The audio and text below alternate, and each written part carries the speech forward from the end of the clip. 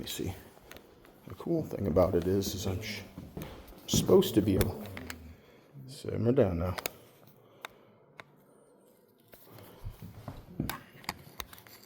Let's see what we got here. I'm supposed to be able to. I'll kind of point it over here at me a little bit. That way it doesn't have to take the focus. It can take the focus off of you guys. So, like I said, when we're viewing the dogs, we view them in. We view the interactions with animals as an energy interaction. And I know that sounds more woo-woo, like kind of new age, whatever. Whenever it comes down to it, the animals respond to it consistently, 100% across the board. Been testing it for a decade plus. And so when we're putting certain energies into a situation, the dogs respond to it. Provided that we're the dominant characters. We need to understand what dominance means, because it doesn't mean what people think it means. That's not what the animals tell us. The animals tell us that dominance is definitionally when I come into a situation with a certain energy and I decide to have this energy. Not because I feel this way, but because I want to feel this way. Because I choose to feel this way. I choose to feel secure in this situation because I got to keep reminding myself, it's like, dude, you've been training aggressive dogs for all of your life. So when a dog barks at you, you know how to handle it. So I don't need to be fearful, right? And whenever I decide that I'm not fearful, it eases her anxiety and she can become less fearful with me, right? She follows my energy. So whoever's energy is being followed is the dominant character, right? That's all it means. It doesn't mean punchy, kicky, I'm going to whoop you up and so I'm dominant. That's not what dominance actually is. Dude, my grandmother, 93 years old, is one of the most dominant people that I know. She is the sweetest, softest, most self-sacrificing person in the world because that's just how she chooses to be. And whenever me and Grandpa were butting heads and everything, she'd go, I love you both, so I'm going to leave. And that was a fine thing. And we all said, we're making Grandma uncomfortable. And she doesn't deserve that because she's a fantastic human being. And so therefore, we're going to follow her energy and we're going to calm ourselves down. Right? That's an example of how dominance isn't the biggest, strongest, most aggressive thing in the room. It's not what it means. It just means they choose an energy and you decide to follow. So now what we want to do is we want to figure out how to become that. How to make sure that that is the case. Sometimes they choose to not follow the energy. And so we have to use the tools that we have in place to give them the easiest choice possible to follow that energy, right? Whenever she was hiding behind you, that was a very easy place for her to stay alerting and anxious and vocal and all of that stuff. And I said, I don't want that. And so therefore I kind of shoot her away. And I shoot her with the stick, not because it's a whooping stick, not because it's power, but because it's different. And she didn't know how to deal with it yet.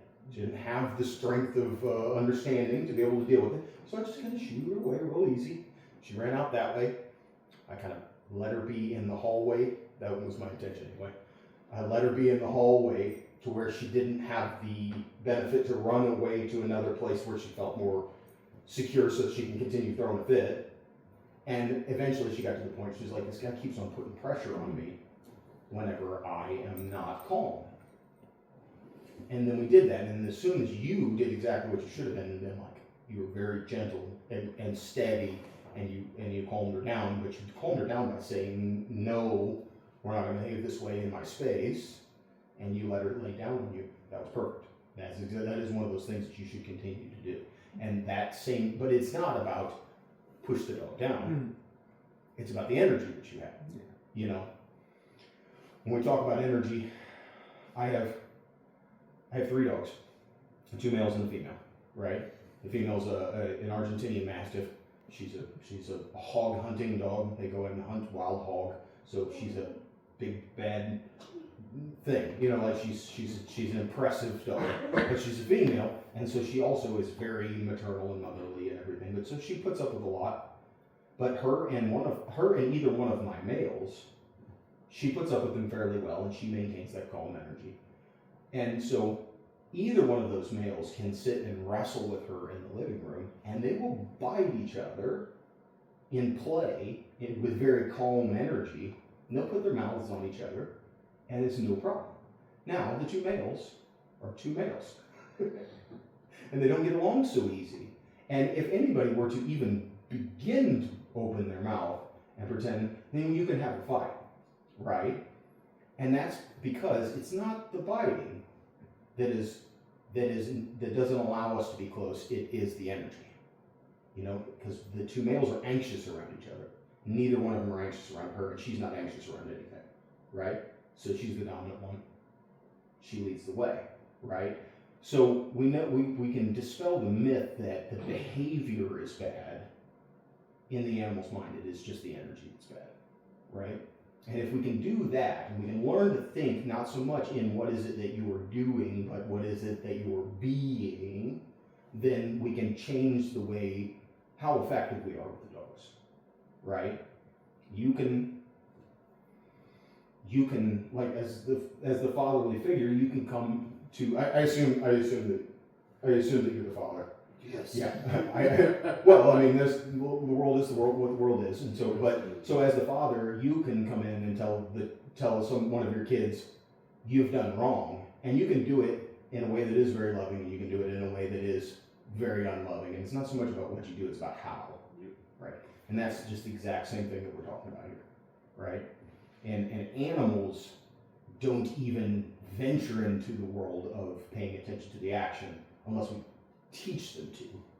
They always are just paying attention to the energy, so we can have just huge, quick, immediate responses to what's going on and fix things in a very particular way that has long-lasting effects, is consistent, that you can do every single time, no matter how it changes its look, no matter how much the doing is different, the being still ends up the same, and then you end up changing the dog's mind, where they get to say, hey, no, humans coming to the door is not a problem, because my humans, who are indeed more dominant than me, whenever they want something to happen, it happens, right? And that's how the dog is going. That's how we're going to change that hierarchy. Is if I say, hey, if I say to the dog, hey, we're all going to be calm, and I can continue to make it happen, I can keep pushing at it until I make it happen, and then we all become calm, and that makes me the dominant one, right? And if I say, hey, we're going to be calm, the dog says, forget that, we're going to be crazy, and I give up, then that dog is the dominant one. And dominance does not care about species, it doesn't care about anything, it's just whoever's will ends up happening, right? And you can get things to happen by being aggressive and forceful and all of these different things, and that's one way to do it, but it's the cheap, easy way out. Is not the responsible way out. But if you can do it through the least necessary force, the most calm that you can, and you lead with the energy, and you say, hey, you're having a conniption, you're having a fit, and it's not affecting me. And the dog goes, wait a minute, I feel like an idiot because I'm having a fit, and nobody else is having a fit, right? And that's generally what has been happening with people, but it just takes a little bit of time. You can speed the process up, because letting her stay in that anxiety is not beneficial to you guys or her, right? And I'll just teach you guys how to do that. And then we can take that same principle, change the factors of the situation, and do the same thing with dog, right? We do it with the easy one first, so that we can introduce the subject, and then we go do the harder thing later. And then that way the dog has already learned the lesson. They just have to learn that it's the same lesson. Does that make sense? Please do understand, I understand that I'm full of words. And if it gets to be that I'm beating a point to death, you feel free to say so. So that's good. I'm going to stop for a minute and turn it over to you guys and let you guys tell me everything that you want to tell me about what's going on with her. That way we can make sure that I'm not making all the assumptions and just running off in a direction that you guys don't want me to go. So there's a big dominance issue, definitely, like you're saying, that she has. Max, our other dog, he'll come around, and anytime they're eating food, obviously, or he'll come around and try to eat her food for a second or something, and she'll like completely snap on him. She hasn't like snapped on him yet, but I mean, What's snap on mean? Like what? get into a little dog fight. He snapped back once, but like for the most part, like she gets and She'll like run up on his legs yes, and like are under him and try to act bigger than him. I guess is the best way to explain it. So she like he's standing over the food bowl like I'm him, and she'll come underneath and get underneath and come up and be like. She's done that multiple times. Yeah. Okay, that's a very Aussie. That's a very Aussie thing to do, and it's such an amazing thing because that just goes to show you she put herself in a completely and totally vulnerable position because getting underneath the dog is a dumb idea whenever it comes down, and every dog understands that. But she is saying that no, I trust that you're not going to ruin me because you don't have the will to do it. So I'm going to put myself in the worst position, and I'm still going to back you off. That's a game. Just so that we're clear. And Aussies, Border Collies, which I wouldn't be surprised if she's got a little bit of Border Collie in her. I have an Aussie Border Collie at home. He's my demonstration dog, and but he's mostly Border Collie and just a tiny bit Aussie. I'm sorry. He's mostly Blue Heeler and a tiny bit Border Collie, which a Blue Heeler and Aussie, they're different, but you know those influences still make a difference. You know, to a degree. But the Border Collie is the smartest dog in the world by a long shot. They're smarter than most 17-year-olds. You know, and what's serious, like it's been studied. So, go ahead and continue. Anytime that like a mailman or anybody going down the road goes down, I mean Max has the same problem too, but they both have it. He'll start it and then she'll finish it. She's got to do it 10 times harder. He'll go away. She'll keep doing it. If she hears any barking and she's even in my bedroom just laying down, she'll wake up even out of her sleep and just start barking. So that's her job. That's what she's been bred for. Yep. Doesn't mean we have to tolerate it, but it is absolutely in her nature. So we can understand that, and that will help us to not vilify it. You know, not call it a bad thing. It's just a thing that's inconvenient to us. You know, and that's okay. You know, and it's okay for it to be inconvenient to us as well. A lot of people, you know, that I deal with, you know, so don't say a lot of dogs that I deal with. A lot of people that I deal with in my job are not willing to give themselves permission to expect things that make their life easy from their dog. They're like, oh, well, the dog doesn't mean it, and so therefore I can't say anything about it. Nonsense. Nonsense. That isn't the way of it, because the dog doesn't cook the food. It doesn't pay the bills. It doesn't go to Rural King and buy the food. It doesn't do any of those things. And if we were not here, the dog wouldn't be. It couldn't be. It couldn't exist, right? It couldn't survive. So therefore, we are more important, and that's okay. It's not a bad thing to announce the fact and to believe it in our own minds and hearts that we are actually more important than a dog. You know, that doesn't mean that we should not be good to the dog and work to give it everything we can. But so. That's another one of those myths that we can go ahead and work to get past. And I'm not saying you have it, but keep that in mind. So,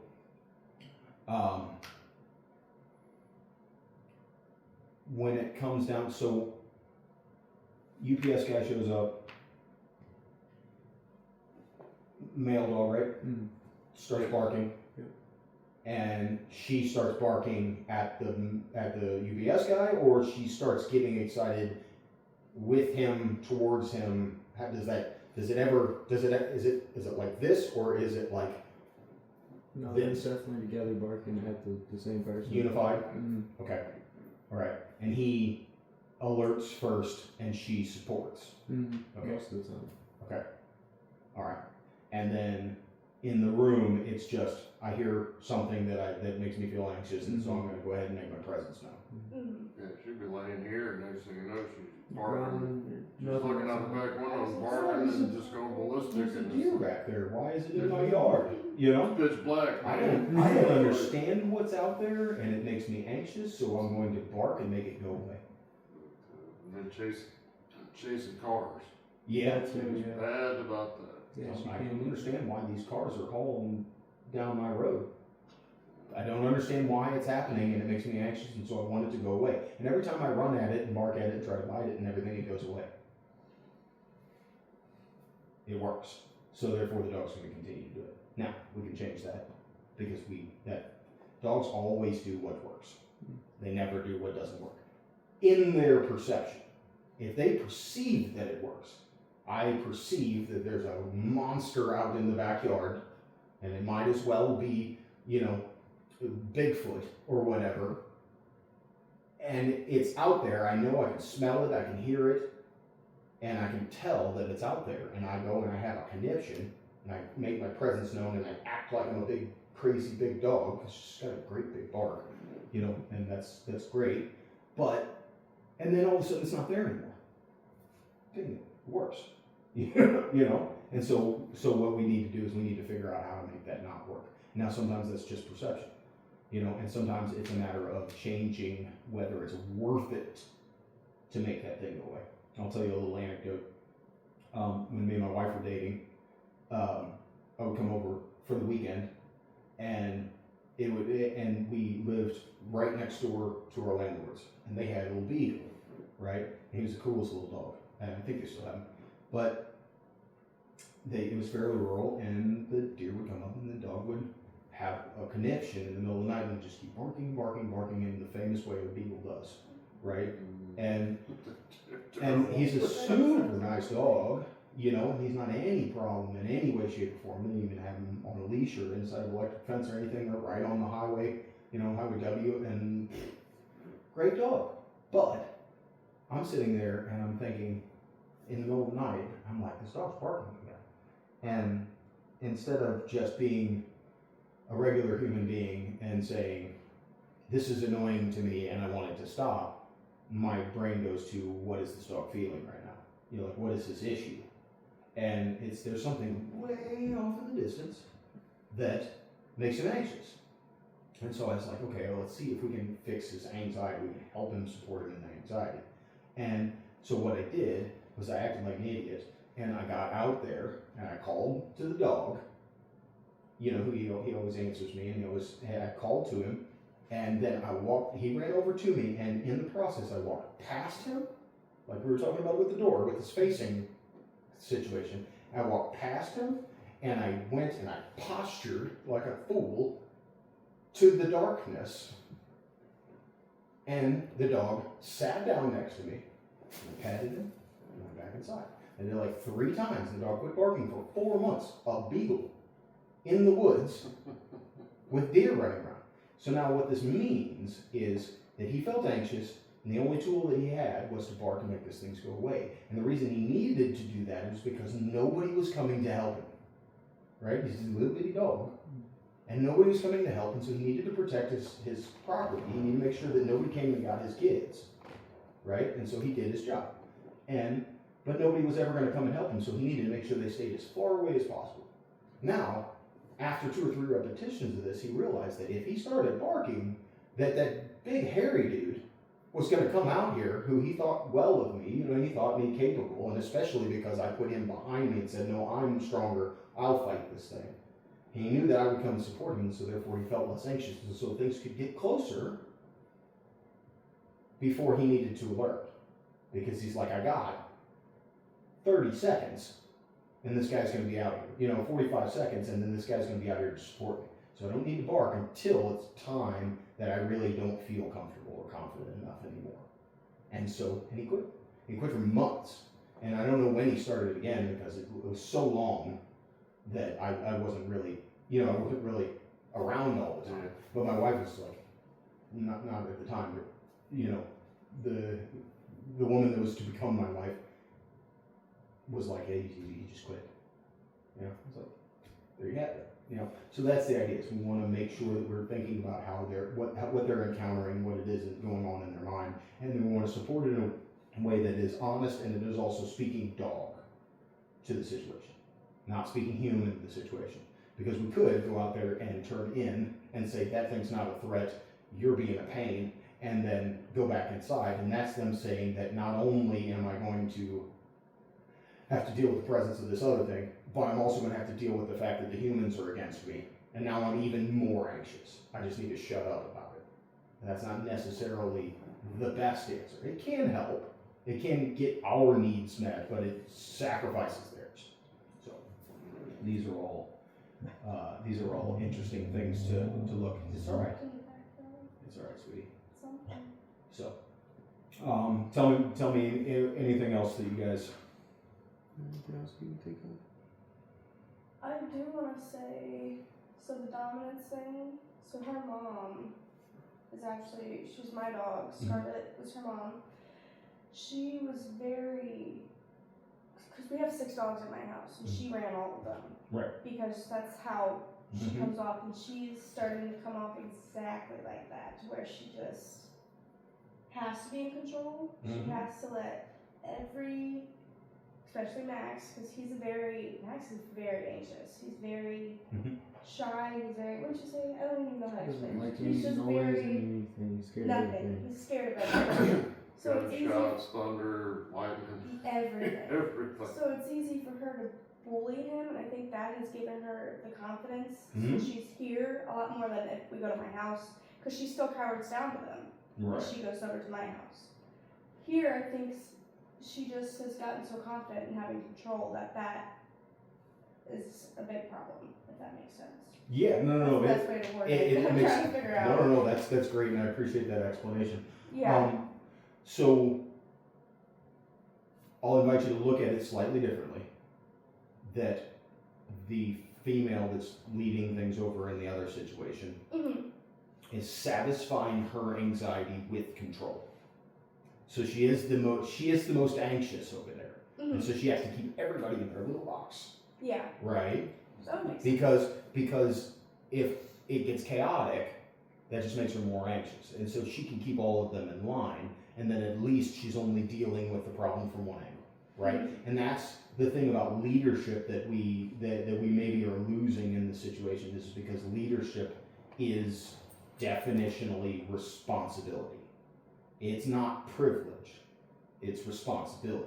Because yes, there might be some privilege involved in it, but that's not what characterizes leadership. If you are a leader, then you are the one who makes things happen. If you are the boss, then you're the one who is just living inside of your privilege. You know, the privilege of your position, right? And that's the difference between a leader and a boss. Is a boss says, you have to do it because I got the position. And if you don't, I'm gonna punch you, right? Whereas a leader says, I know you're scared. I know that this whole thing, that this journey seems too big, or whatever it happens to be. But rest easy, because I'm going to take us through, right? And those two energies are completely and totally different energies. So when she's over there, she's got somebody who's taking responsibility, and so therefore she will submit. She will put herself down. You said something like, I don't know if you said cower or bow or whatever. She will legit get she down an can, army crawl sometimes. Yeah. Her, that's how she's always been, because she knows she's the dominant one. She knows Right. she needs to calm down when she's goes around her. And the dominant one is the one that makes things happen. Yeah. Right? That gets their way. Right? And so despite the fact that the dominant one in that situation is anxious, the dominant one is making things happen. It is the one who who makes all of everybody else feel safe, whether they feel safe or not, right? And so that's where we get the opportunity to think of ourselves as one of the dogs, right? I don't like to think of the dogs as one of the humans, because we are part animal, they are not part human. There's the line there, right? There's something that makes us human that they don't possess. You know, that we have 3 layers of brain and they only have 1, right? But we have that same 1 layer of brain. And so we can still be a dog to them, right? And we can say, I make things happen, number 1, which is obedience. That's why we do obedience, is because if we say, I want you to sit, and the dog goes, I don't think I want to, and then the dog doesn't sit, and we give up, we're not making things happen, therefore we're not in charge. And the dogs are like, no, this person is weak. For in whatever way, they're weak. And so therefore, they're not going, if they can't overcome me in something as simple as a sit, then they can't defend me from the danger. Because the strong one defends, right? Now, the anxious dog in that situation can make them behave. So therefore, all of the dogs that are underneath her in the other situation are saying, well, I don't know if we're completely safe, But I know that if somebody is going to make somebody else behave in a way that they don't want to, it's going to be that one. So therefore, I'm going to support that one. And I'm going to be on that team because that's my best bet. So when we think about the dog in terms of they are, everything is still wild to them, everything is still a survival game to them, then we can actually look at it properly and say, this is how I need to be to make sure my dog understands that it is inside of the walled garden, that it is safe, it is secure, and it is secure not because we have walls, but because I can defeat anything that comes in the door. And I need my dog to feel that way. And that produces the thing that we're looking for. And it produces the calm in our dogs. You know, and then you get to a situation where they're like, I don't like the energy of that dog. And you say, I realize you don't. I'll take you through it. I'll make sure it's okay by the time we're done with it. And when the dog gets to that level of trust, you can have 16 dogs. I worked at Yuppie Puppy up in O'Fallon, right? Which is weird because I don't belong to a place called Yuppie Puppy. But there's 90 dogs in the camp at one time, and we were understaffed. And for the reason I don't work there anymore is because I was supposed to be a dog trainer, but they made the trainers sit in camp for a portion of the day, and somebody had to be in there all the time, and I ended up getting stuck in there all day long. And so I'm taking care of 90 dogs and trying to make every single one of those dogs feel comfortable with everything that's outside and also each other constantly all day long every day. So the amount of vigilance was absolutely ridiculous. But that could be done because I didn't play the nicey game and say, I want you guys all to be my friends, you know, like some of the other people did. I said, I love you. And I love you enough to keep you in line and to make sure that you don't offend you and you don't offend you, and everybody needs to behave underneath a set of rules because if you don't, I have to come and address you, right? And it's not that I want to, but I have to. Otherwise, we have bloodshed. Otherwise we have bloodshed and we have to explain things, and I lose my job and I can't feed my family and all these different things. So, and that's a matter of responsibility again. So if you take the responsibility, even of their emotions, then you are actually a leader and not just the person in position, right? And I think it goes the same thing with our relationships.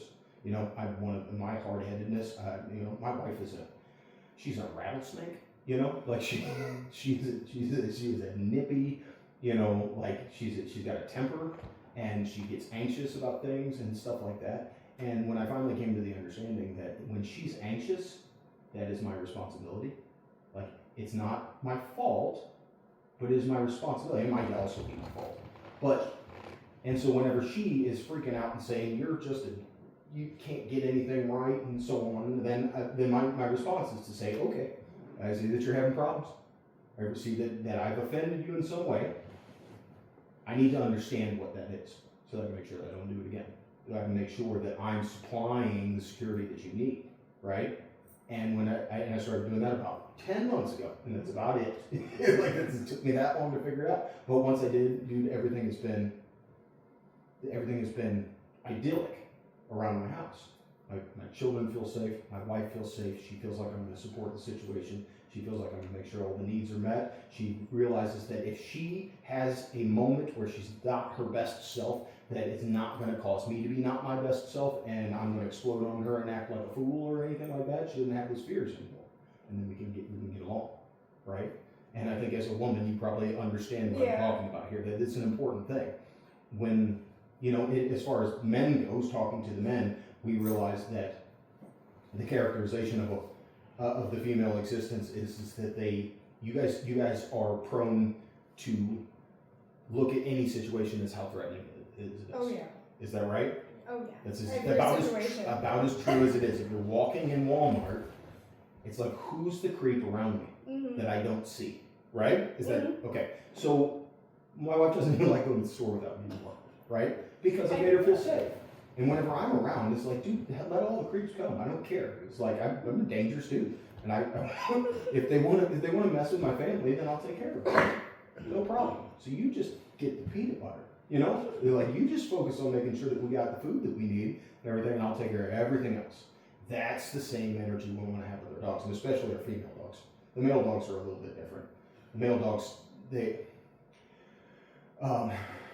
we've studied together, right? Mm-hmm. There's a horrible line that everybody hates, saying that women are the weaker vessel, right? Everybody hates that line, right?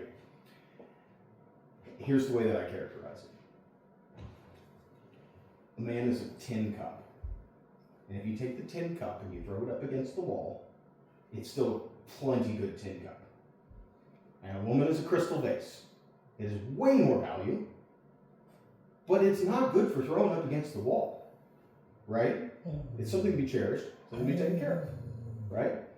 And so when we look at it from that perspective, is that like if something needs to be sacrificed and needs to be beaten up on for a minute to keep that which is valuable and delicate safe, that's perfectly appropriate.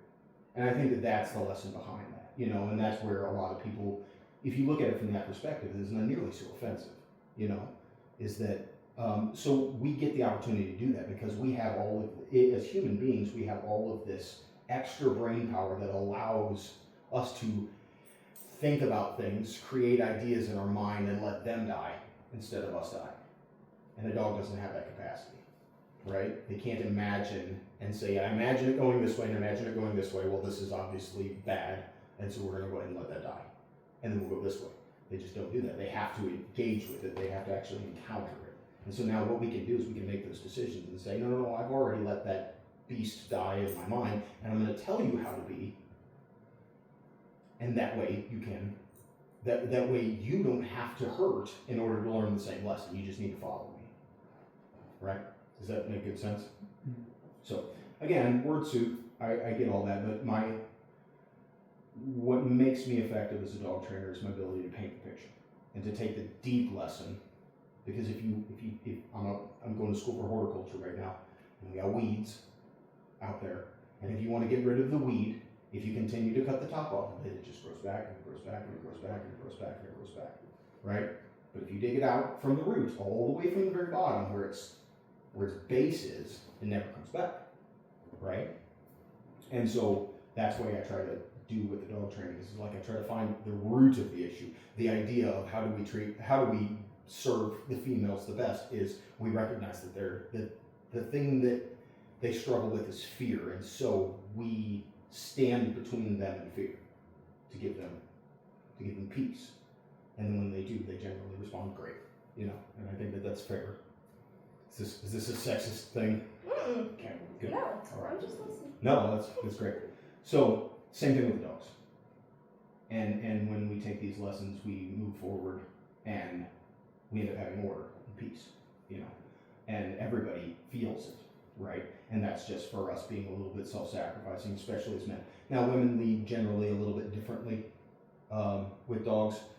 I will be fairly straightforward about it. It's generally not nearly as effective because it's compensatory. It is, I'm going to take care of it for you. I'm going to do it for you, right? And the dog goes, oh, if I act this way, they do it for me, I'm going to keep acting that way, right? Men tend to draw lines and say, hey, this is where you can behave, this is where you cannot. And if you don't, I'm going over here and I'm going to get upset about it. You know, I'm going to do something about it, you know? And that tends to be the way that the man does it. Naturally, without any training or guidance, right? We tend to get a little cranky and be like, listen, you're annoying the crap out of me. And I know you're annoying the crap out of me because I don't have all that many feelings and I'm feeling one right now, so get out of my face. Right? Right? And so, but that's honest. I don't like the way you're behaving, so therefore I'm going to act less than optimal for you. The female tends to be like, I don't like the way you're behaving, so I'm going to take care of you more. And that is the opposite. And it's not that you guys intend to be dishonest, because your very nature is, I need to make sure that you're okay. That's your only goal. I need to make sure that you're okay, because if you don't do that, the whole species dies, right? And we don't have humans, right? If women aren't women, then we don't have humans, right? So, All right. So, practicality. Dogs speak in body language. Period. Right? We went over that in the door. It's a huge thing to remember. Honestly, if it's the only thing that you take from me, along with all of these theoretical ideas, the only thing you take from me is how do I communicate with my body to the dog as opposed to my mouth, right? The vocalization is an exclamation point. It's not the sentence, though. A lot of times, this is the first time I've said this, and I really like this now. A lot of times people will, like just in an exclamation point, and they'll put an emoji, and then they'll put 76 exclamation points over there, and you're just like, I don't speak emojis because I'm 40. I don't get it. I don't understand what you're hinting at. I just know that you're really excited about it. It kind of makes me anxious because what am I missing, right? The dogs have the same thing.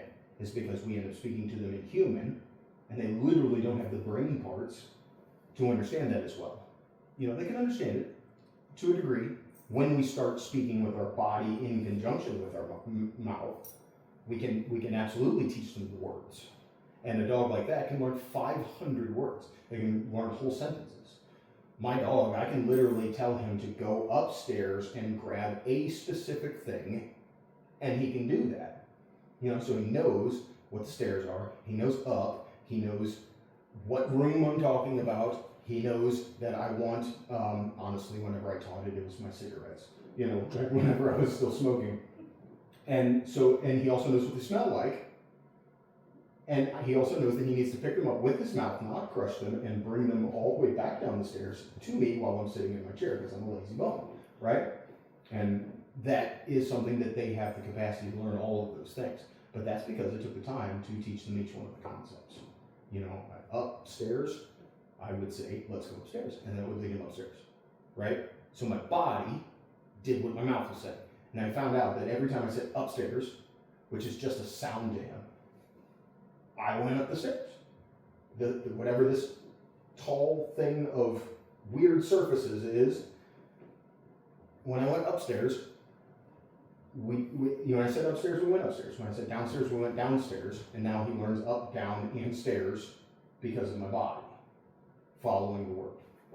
So when we're teaching dogs, we want to teach them with the word first, and then we want to behave. We want to understand that they don't know it, and then we want to behave as if that word that we just said is actually what we're talking about.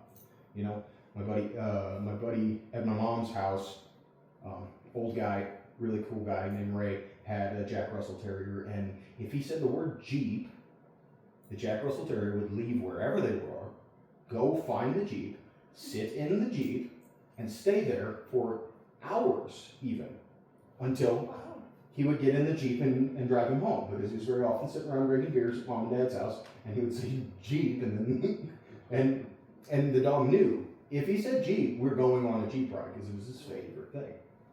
And he would sit there and wait.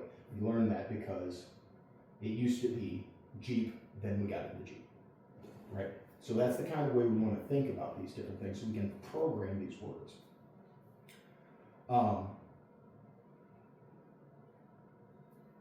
We want to talk about the 3 principles. And I'm going to try to make this. I haven't done a whole lot of lessons lately, so if I'm not as organized, please forgive me on that. But there are 3 things that we need to keep in mind whenever we're talking to dogs. First principle is motivation. Second principle is timing. Third principle is consistency. I'm going to go through each one of them fairly in depth as quickly as I can, just so that we can do it. And all of this is going to be on the thing, so you guys can watch it over and over and over again. You don't have to absorb everything right now, so don't be anxious about it.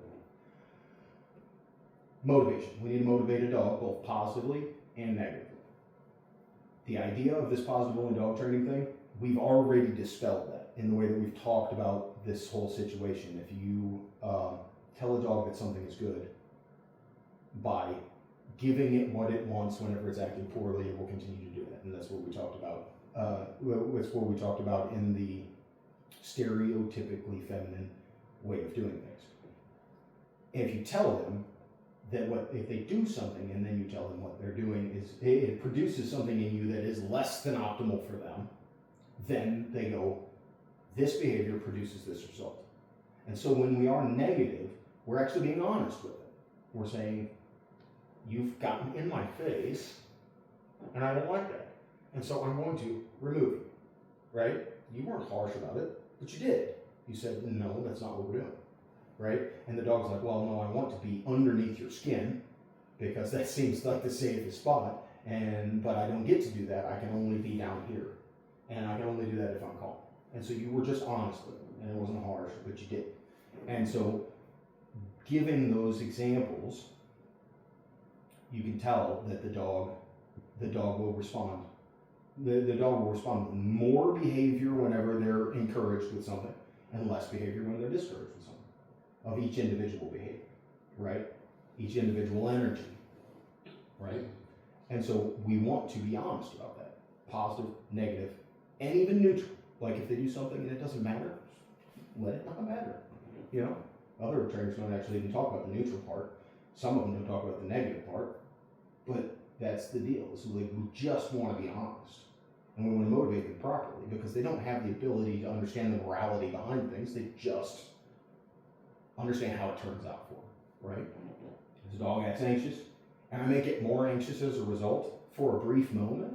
The dog goes, wait a minute, I don't like that. And so the next time it happens, they go, wait a minute, Dad's gonna be on me if I act like a freaking fool and everything. So they go, okay, well, I'm gonna keep it down for a minute and see how this turns out. And then they do that and you pet them, and they're like, oh wait, that's nice. You know, I feel better. And also, that thing that I was terrified about didn't turn out to be that big of a deal, right? And so they actually learn to gauge the situation better. So, both positive and negative. And we need to use those things in concert.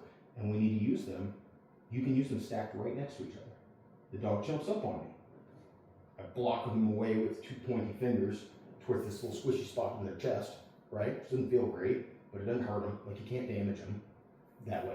They have this giant cavity between their front shoulders and everything. And it smarts, you know. It'd be like if you poked up underneath your collarbone. Like, you're not really doing any damage, but you don't want it to happen, right? And so I push the dog away in a way that makes sense because we're talking about body language. And I'm saying I'm creating space between you and I. And then the dog sits down and still wants your attention. And you go, good dog, and you pet the dog. Now the dog understands that the wanting attention is not the problem, but the jumping is, right? Plain and simple, just easy peasy, you know? It's like, while you're jumping on me in this very moment, I do something that is displeasing, and as soon as you stop, then I'm going to do something that's pleasing.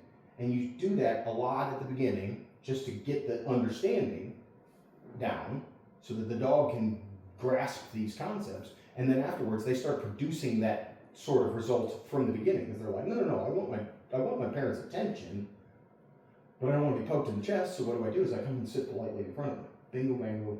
We have a nice behavior. We have a polite behavior that is not chaotic and eruptive and doesn't make the other dog go, wait a minute, they're jumping on my dad, my mom, whatever, you know. And so therefore, that whole mess of problems doesn't even bear its ugly head, you know? And then we can do that.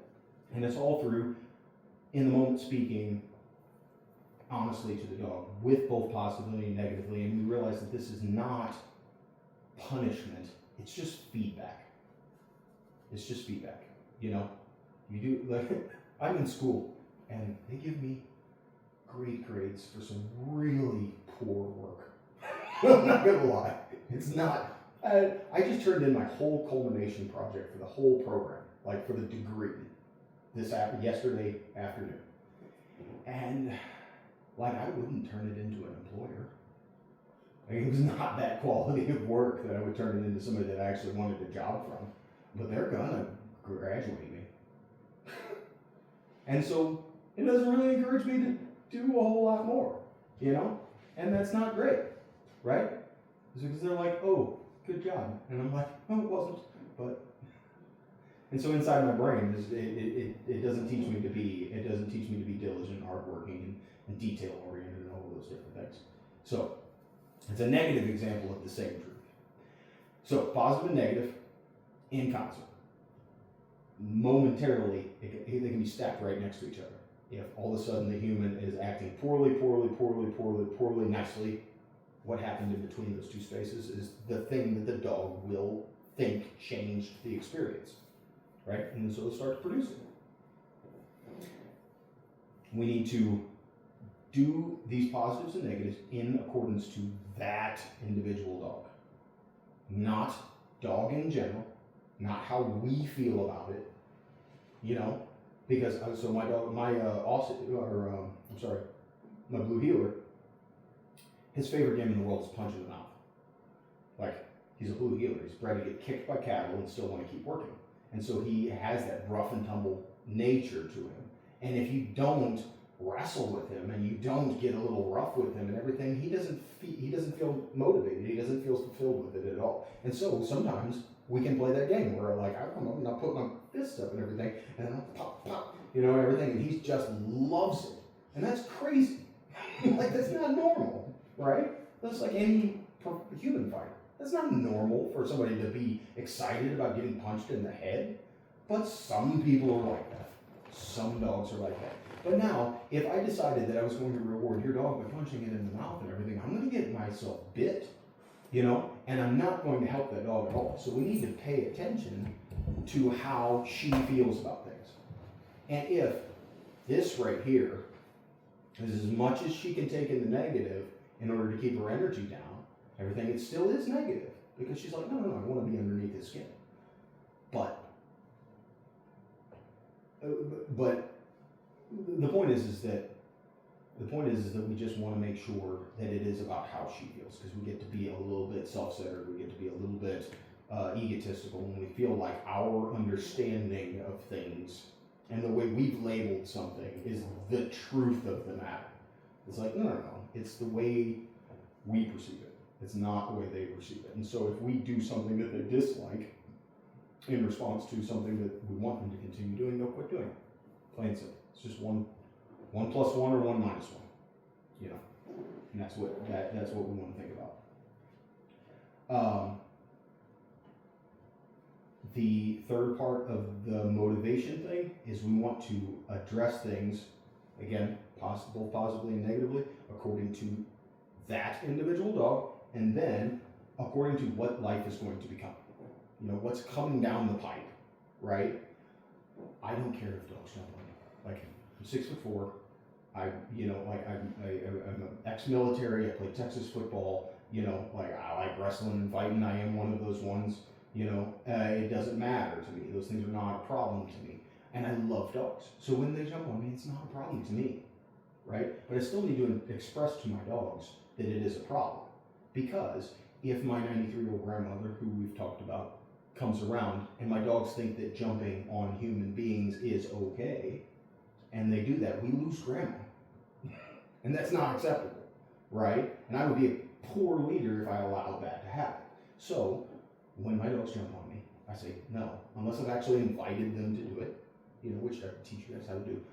Unless I've invited them to do it, I say, no, we don't do this. You don't do it on your own initiative. You don't do it of your own accord. You don't jump on human beings unless they invite you to do it. And that is a perfectly fine thing. And so we can know how to communicate accurately to each individual for the situation that we live in. And that's motivation, right? Again, solve the thing, don't let it overwhelm you.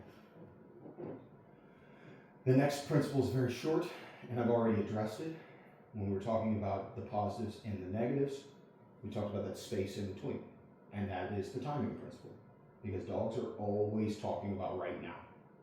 They do not have the capability. They don't really understand past and future at all. They live in the moment, always live in the moment, period, end of story. So whatever it is that you are saying with your body, you say it to them about what is happening now, right?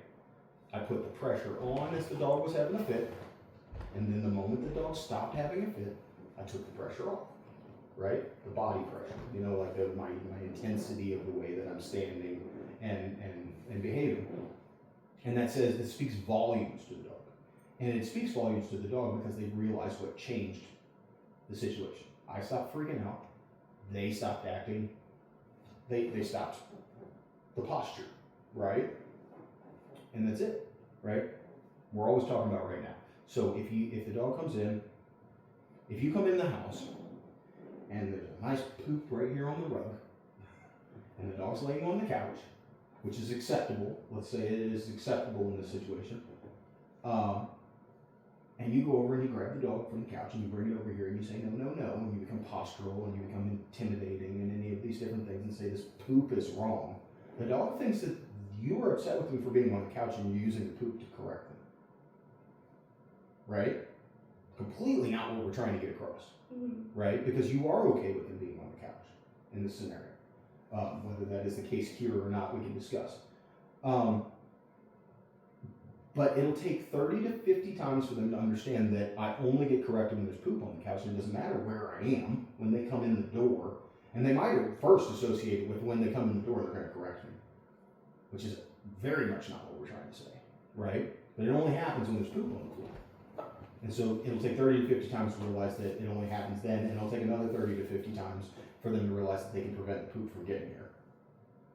And that's where people mess up with potty training on the negative end, is they say they don't do it in proper timing, they don't talk to the dog about the poop when the poop is happening, and therefore it basically is just cheating the dog out of the ability to understand this, right? And so when you speak in proper timing, you catch the dog 3 times in a row while they're squatting.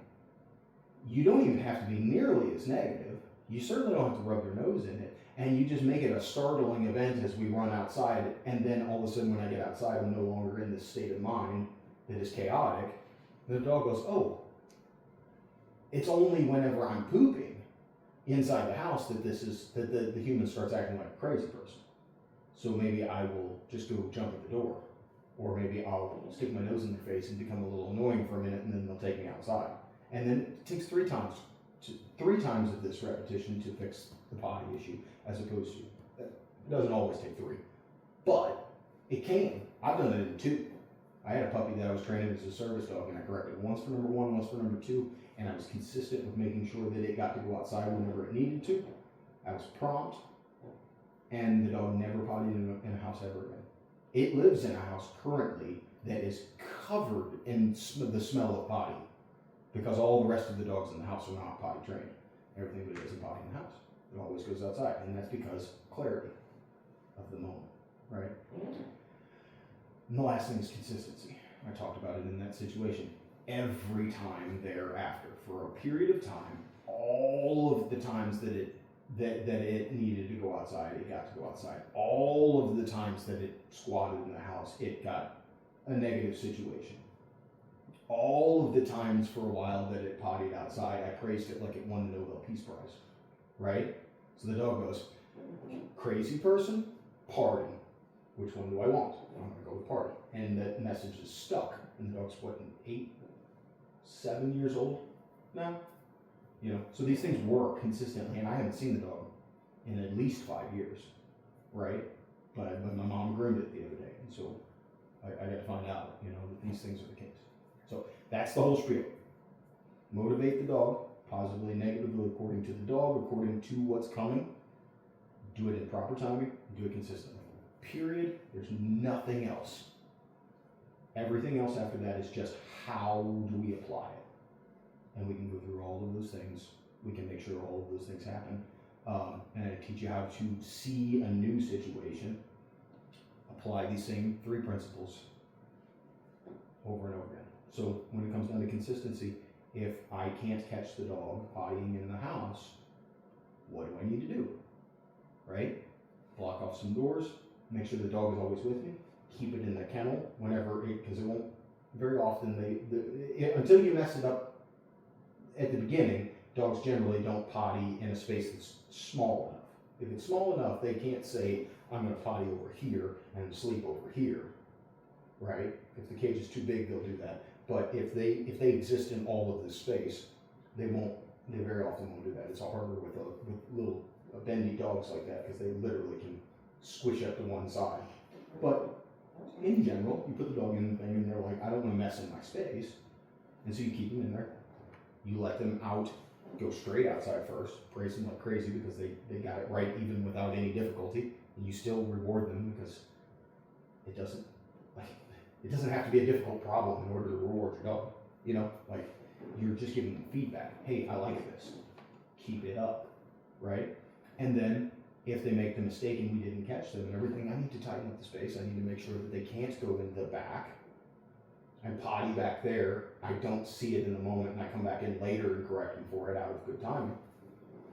They can't process that very easily. That's why little dogs are so hard to train. They go right behind the couch and you can't see them, and they poop, and you find out a few minutes later, and by that time it's a whole different day to them. It's a whole different encounter, and they're like, why is this? And also it takes you a few minutes to pull the couch out and figure out what it is, and and figure out where it is, because all you're doing is smelling it, and you're not as good at that, but you get my point.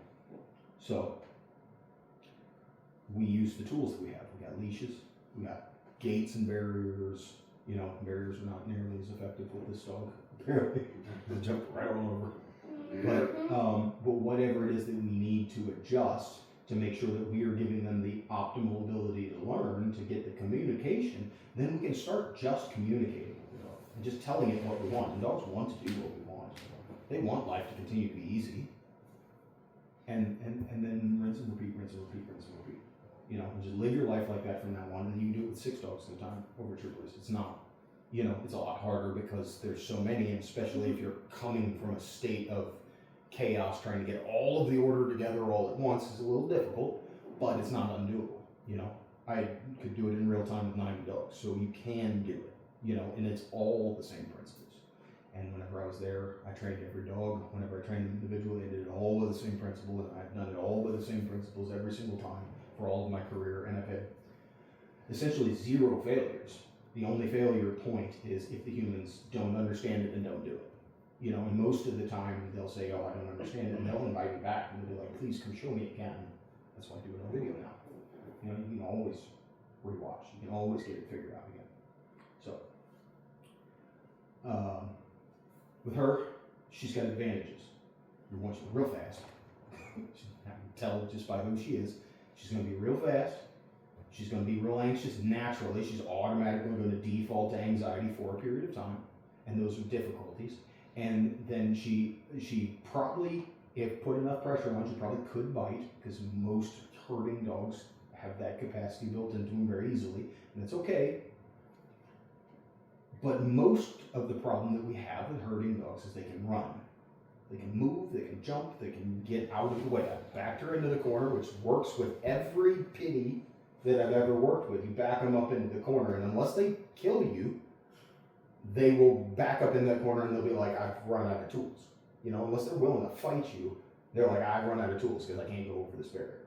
I can't get out of this space, and this guy is not coming after me, but he's not giving me any space anymore, and so I need to figure out a different approach, and so maybe I'll just calm down. And then they do, and as soon as they calm down, I turn around and I leave. That's it, and that's the end of the communication. But with her, she'll just leave and find a better vantage point, a better safe place, a better place of security. And so we need to control her motion primarily, and that's what a lot of people with herding dogs don't want to do, is they don't want to, we're Americans, we like things free. We want to be free, and we want all our dogs to be free. But freedom doesn't look like privilege to a dog. Freedom looks like anxiety. I now can't control, because there's no borders, no boundaries, no lines drawn, there's nothing. If I'm in a little tiny space and nothing ever comes into that space, I can control everything in that space. That makes them feel secure.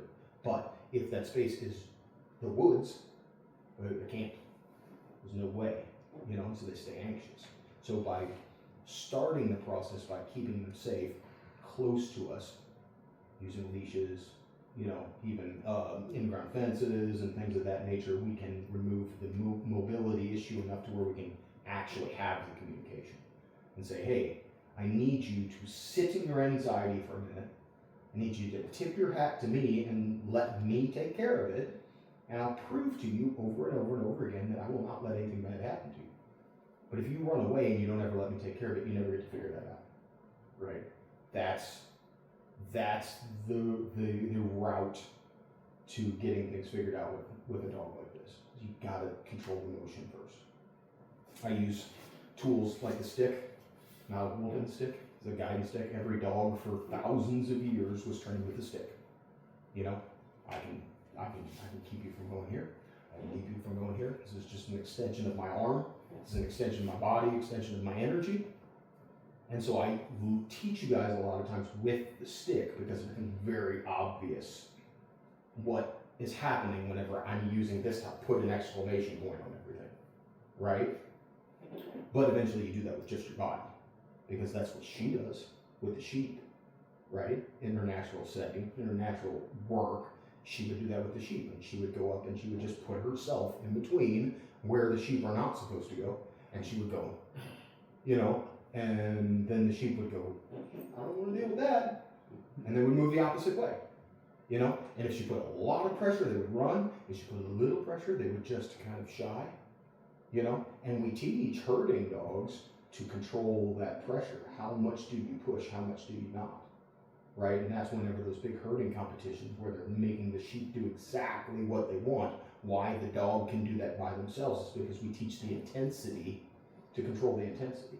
And that's exactly the same kind of thing that I teach you guys. It's like if I wanted to come in and just like plow over her and run her clear over that kennel and down the steps and say, you're just not going to behave this way, it's too much, right? Instead, I say firm.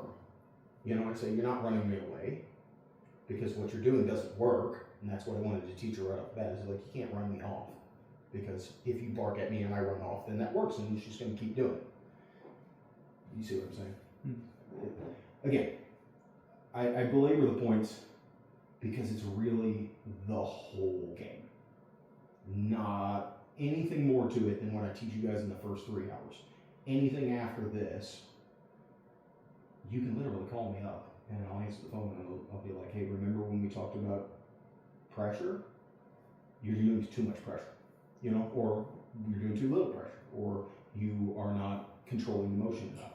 And it's just all these same principles over and over and over and over and over again. They just look slightly different given different circumstances. So that's all of the real sitting down talking portion of it. And it's the framework that we can learn everything else. And everything else that we would ever talk about when working with me is all going to be repeats of the same thing. I might color something different. I might show you just like one little nook of this room that we didn't highlight before, but other than that, it's all the same thing. And dogs are not complicated. Every single dog that comes to live with me and spend any time with me ends up behaving the same way, and that's not because I'm fantastic. It's just because I speak honestly to them, and I lead with my energy. I say I want calm energy, and therefore I produce calm energy. And when it deviates from that, I do what is necessary to take away their anxiety so that they can choose calm, and when they choose calm, I just reward that. I just encourage that. And sometimes you reward it by just not doing anything more, but not adding any more stimulation to the situation. But it does work. And they all, from wherever they start, they all move towards the same, and they live within a certain amount of boundaries. And that's exactly what we do. And we want to do that with all of the dogs present. So, and the good part about it is when you think in these terms, it's not keep everybody on a leash and always press the butt down whenever you say sit and all these different things that other trainers will teach you. Like I'll teach you all those things and they're fine.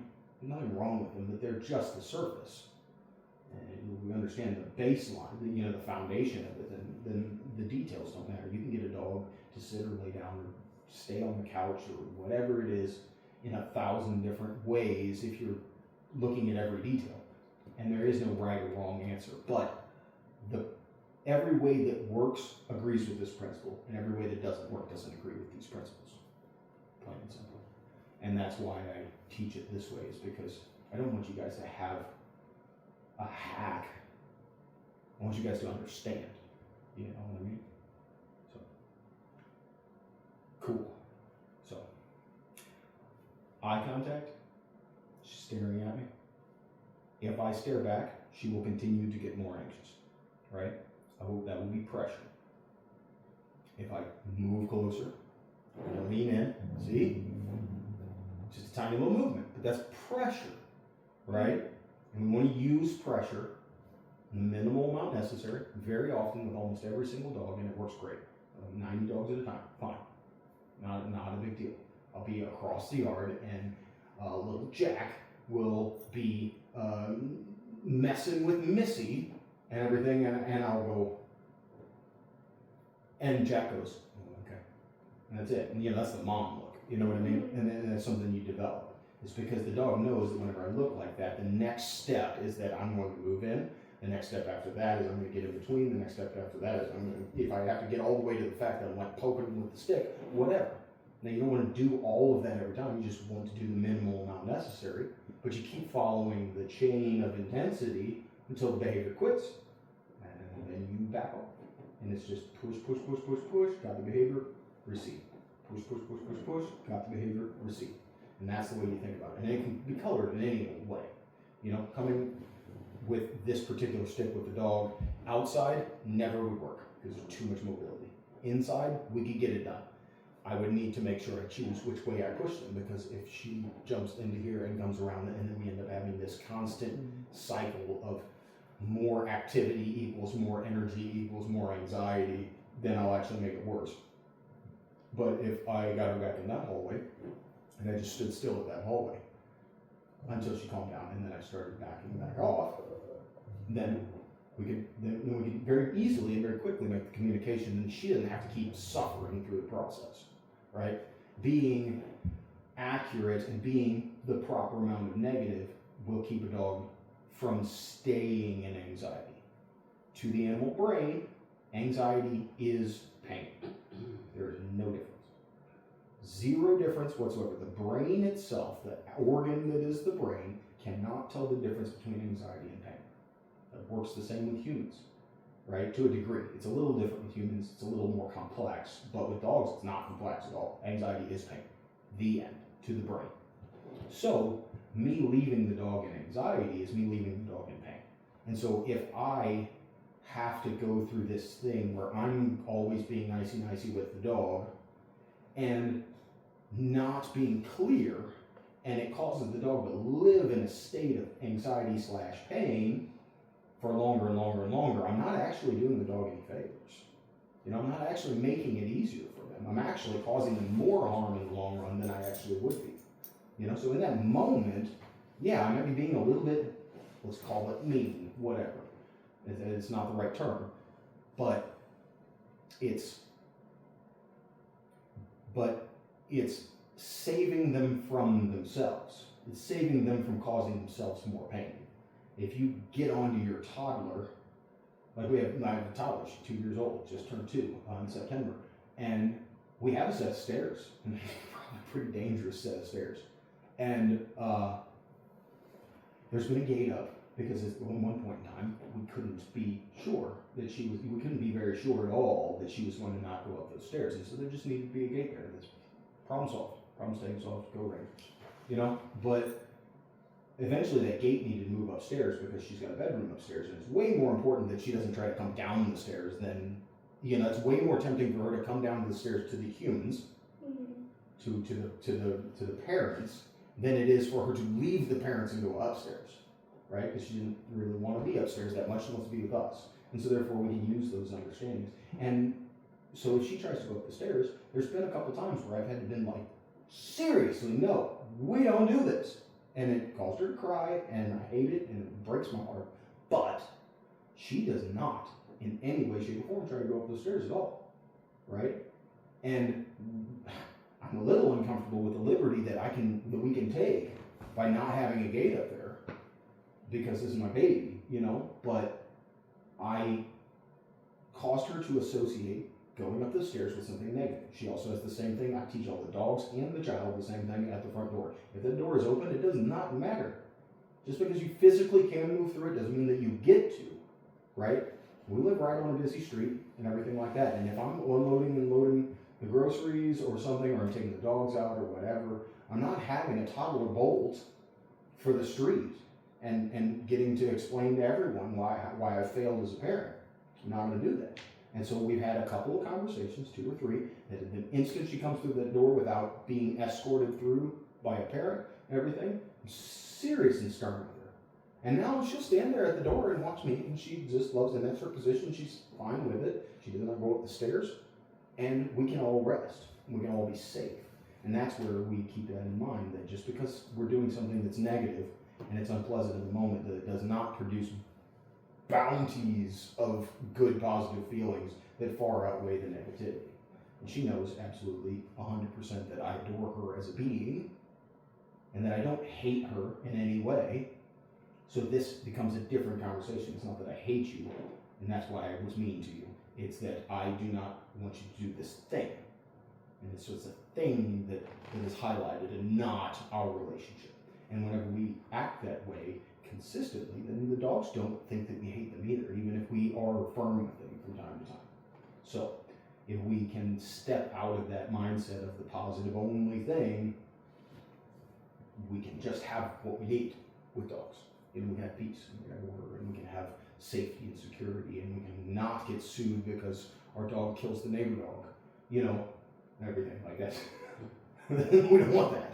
That's a much bigger problem. In fact, I've had dogs that they solved some of the problems, but they didn't solve the problem of the dog not getting out and hunting the neighbor's animals. And you know that they're goats, and the two dogs rehabilitated as far as their aggression is concerned, but they still had the predatory thing going, and they didn't have good enough fences, and the dog got out the fence, killed the neighbor's goat, and they still, despite all the work, the dogs had to go away. You know, the neighbors pressed on it. So we just want to keep those things in mind. So. All right.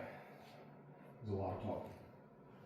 I understand that that can wear you out. So, how do we want to move forward? Do we want where would you guys like to physically address first? You know, to actually walk through these things. Really, her aggression. Okay. That's seems to be the main problem with Max, is what it seems like. Okay. Actually, that would be a good thing, is to let Max come out and see how that happens. Now, we might have different experience because I've been in the house. He's been dealing with my voice. He's been dealing with my smell. All of these things, he's come to a certain, maybe not full comfortable with it, but more so than he was whenever I came in the door. And he also is seeing her, who's very clearly the dominant one, being calm. He will have the ability to do that. Now, she might go off the freaking rails, and that's fine. But I'm just going to I'm going to let one of you guys go get him, and I'm just going to keep my position. Yeah, and no hurry. We're all just sitting here being, you know. And so, and then I want to see how they interact, because that's going to make a big difference on like what the dynamic is between the two dogs. You know, now in all circumstances we want to be in control. Dogs here, the next tier is animals. That's the hierarchy. That's the way it should be. And the 2-year-old in my house is above all the dogs. They do not get their way with the two. They don't get to push her around. They don't get to tell her what to do. They need to respect her space. We didn't talk about space, and I'm going to illustrate that here in just a second. Go, Taxi. You're fine, buddy. Go. You're fine.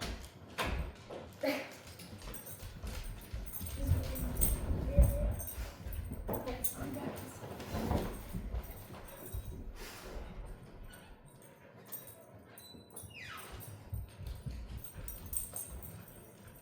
So you notice right off the bat, I'm not making eye contact.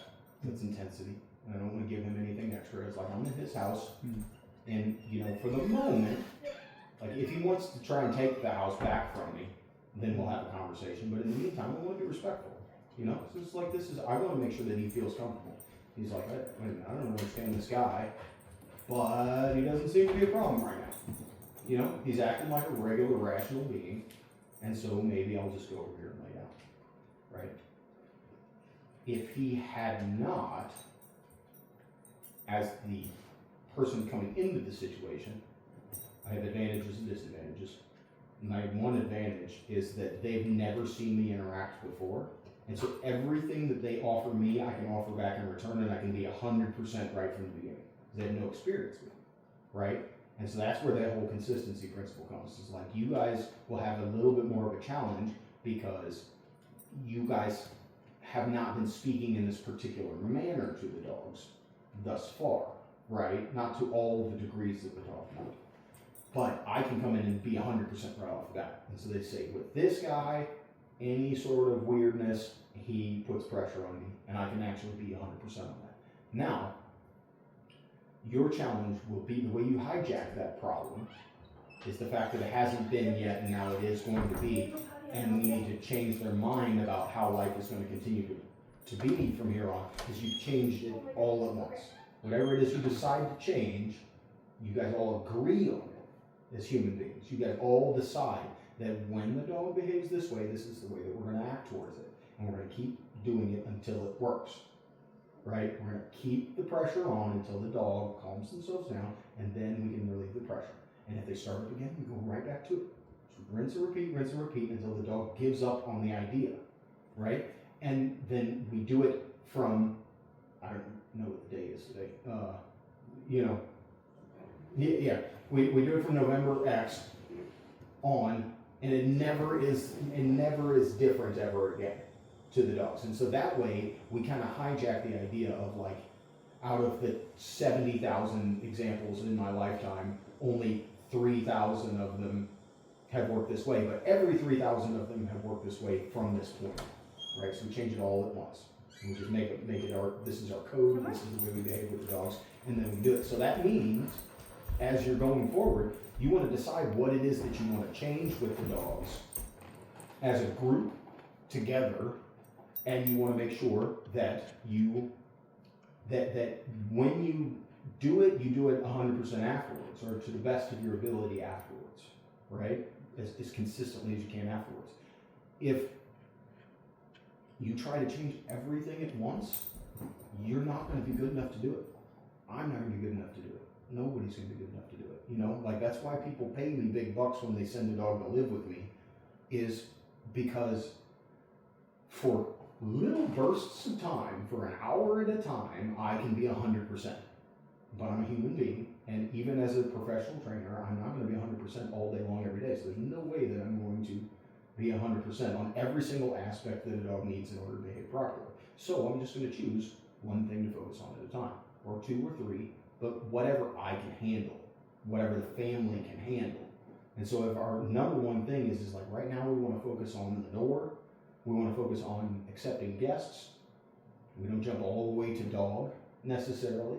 You know, you might not. It depends on what you guys feel comfortable that you're going to be able to apply faithfully. And then you just choose that, and then add something on later, right? And we're going to figure out whatever is the most important thing to give us the most peace, and we're going to address that first. It's something that we can continue with. So doing all 6 of your dogs in every single way, in every single behavior that you feel is appropriate from this point on, and everything, you're just going to fail. And that's nothing wrong with you. It's too big of a task. If you want to move them out, you don't try to move the whole mountain at once. You got to get a little bit at a time, right? So this is good. So I haven't spent a whole lot of time observing him. Well,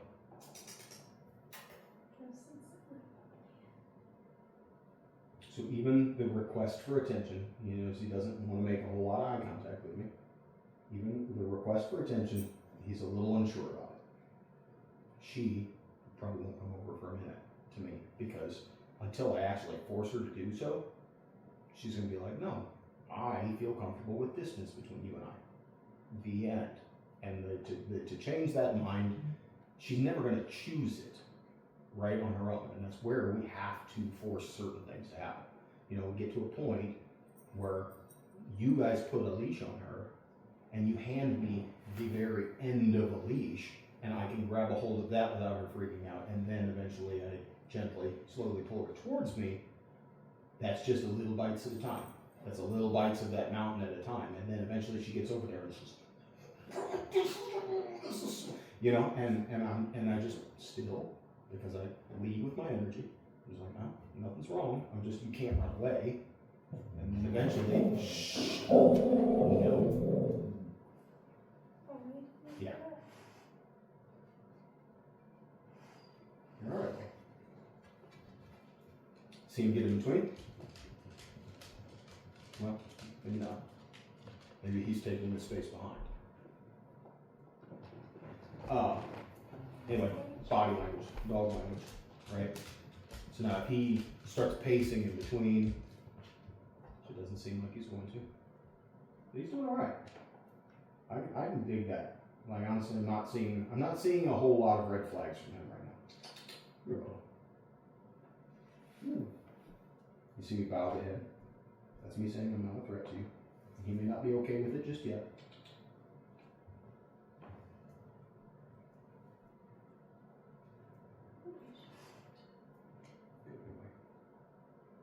I reach over and pet him voraciously and everything, and he gets upset about that. What are you doing? Does it smell like dogs? There's no treats in there. Well, there might be treats in there. I don't know.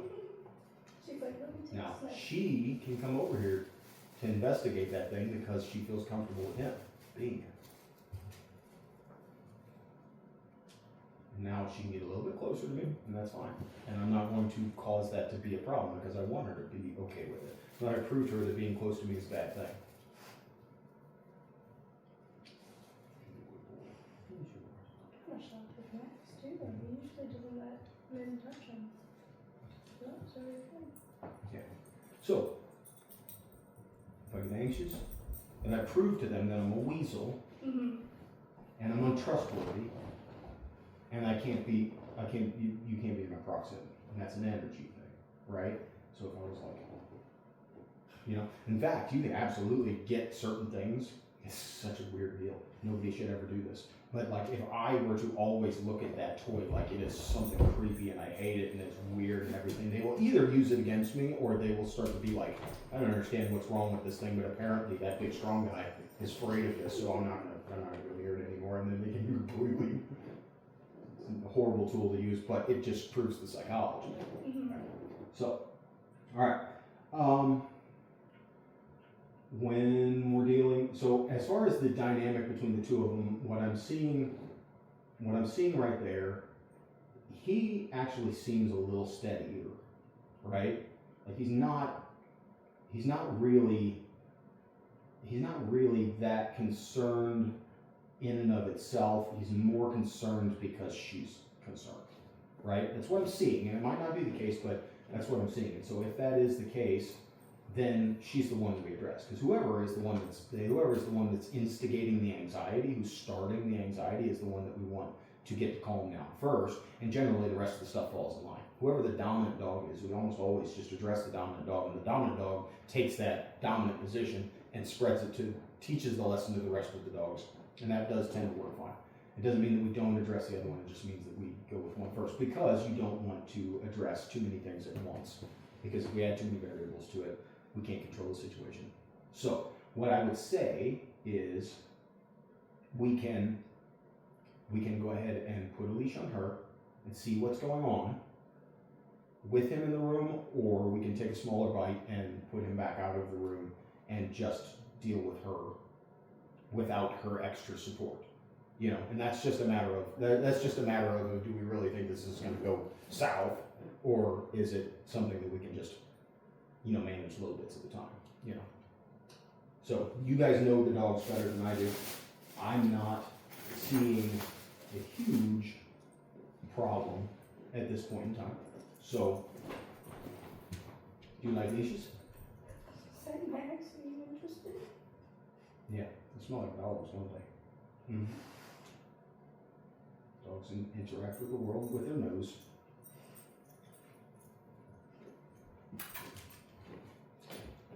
That's another thing. I want to go take her to a dog park, but I just never seen how she reacts around other dogs other than Max.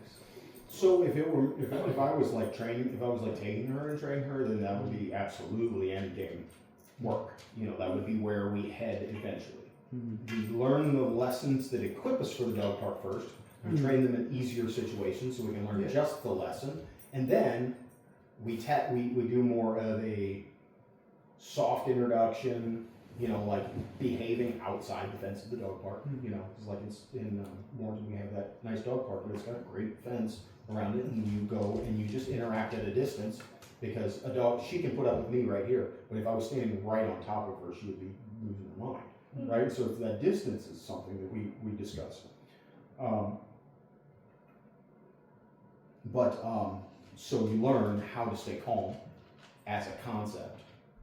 We learn that we should stay calm, and then we start being calm in the presence of other things. And that's really like one of my favorite phrases, be calm in the presence of, right? How do I want you to be in the presence of certain things?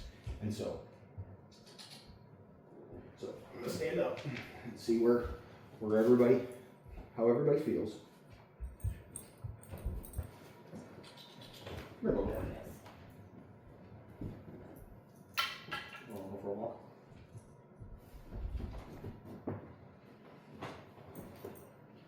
So, given the fact the stick is weird, I'm approaching. The idea that I come from the side, right, is a good thing to know, because if I am facing him, look at how much, I see the eyes get wide, you see the whites around the eyes, but if I come in like this, then he's like, wait a minute, I don't know, but he's not attacking me, you know. Come on. Let's just see how he, yeah, you got one of them pity heads. Come on. So, when we're talking about how things work out, if dog does something and it works, they continue to do it. If they do it and it doesn't work, then they stop doing it, right? So here's the situation. I want a dog to give to leash pressure, right? If I pull on him and he quit and he resists and he says, no, I'm staying right here next to Dad, and I say, oh, okay, and I give up and I just quit trying everything, that works, he continues to do it. Plain and simple, don't worry about any of the rest of the details. So now in the meantime, I don't want that, so therefore I'm not going to do that. And so what I want to do is I want to, hopefully, the least amount of pressure, the least amount of negativity, good boy, I want to get him to give that little bit of space. Now we're moving together. If I continue to square up with him, he got anxious, you see, but if I continue to ignore him and walk away from him, come on. It's a lot easier for him to follow the thing that is not staring me down, you know, the thing that is not in attack mode. And facing is more pressureful. So if I'm relieving pressure, I'm saying, come on, move. We can do very easily what if I was like, hey, come here.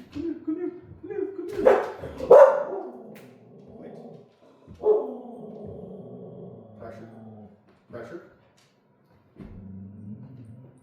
She gets up. She comes back.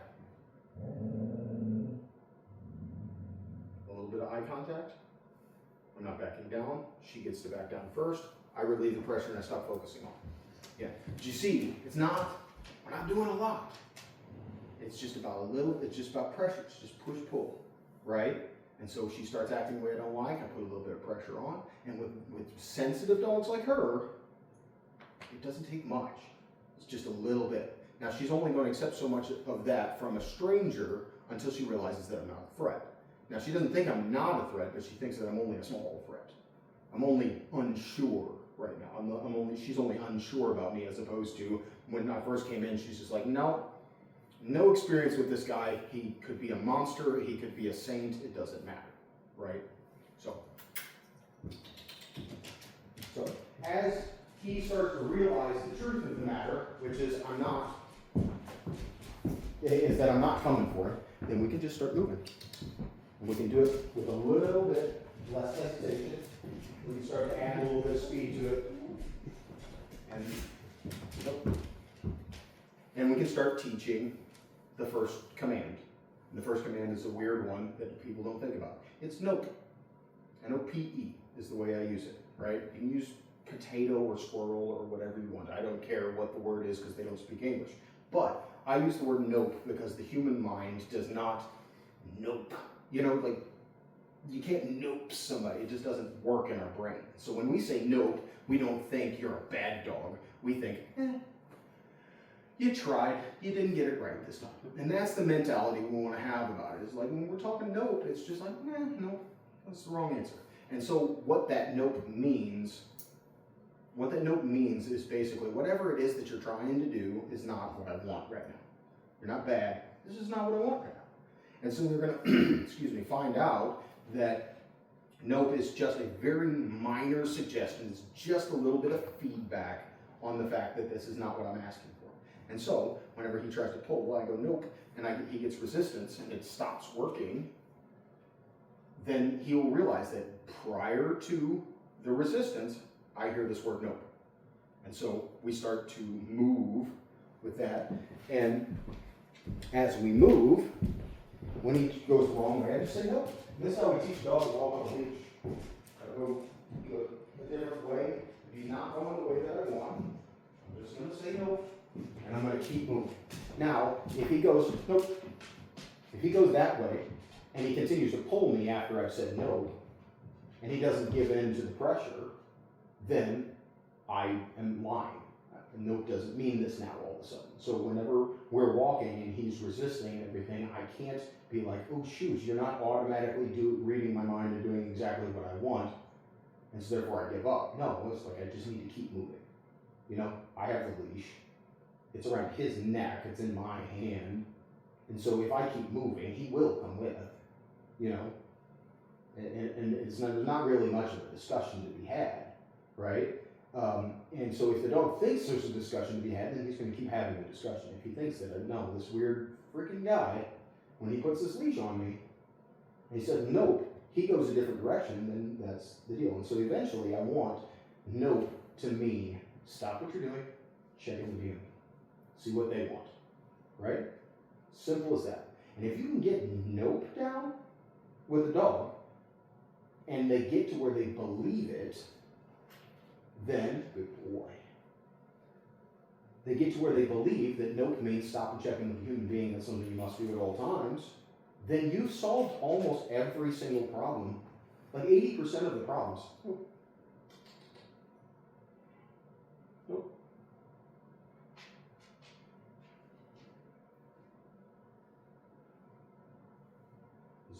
This is one of the bully problems.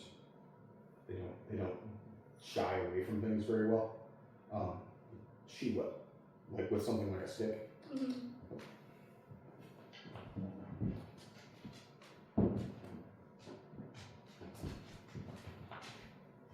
So I'm just trying to see what his thresholds are.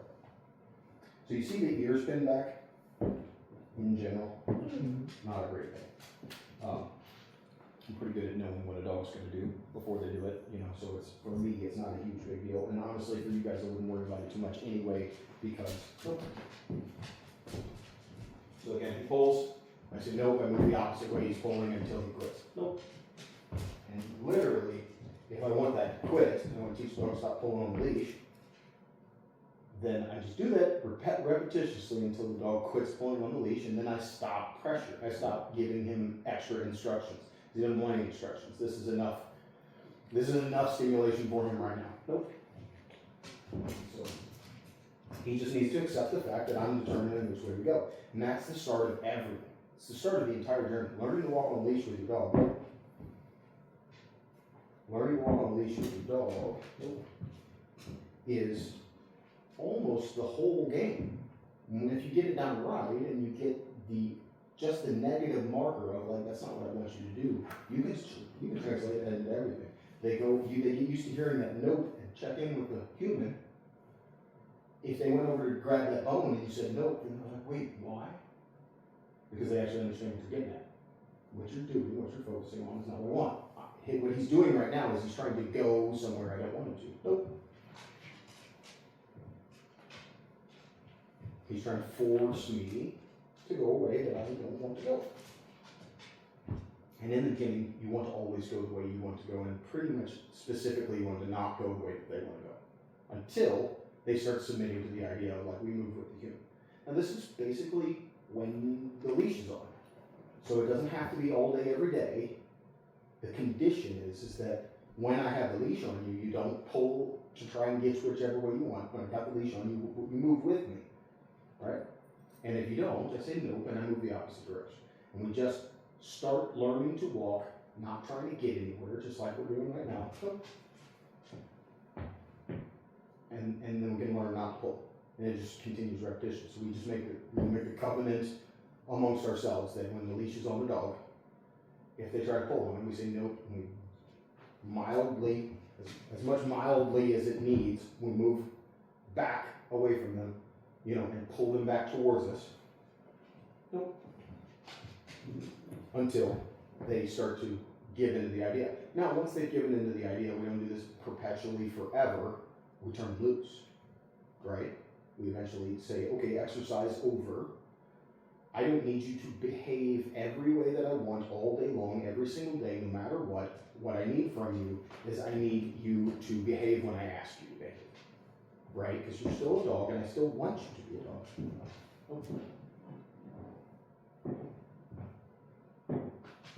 Ooh, you almost got me. I didn't have as good a hold of the leash as I thought I did. There you go. And as he starts being reasonable, you start giving a little bit more positive feedback. And it's just rinse and repeat, rinse and repeat. And it's all that same stuff. Motivation, time, and consistency. So,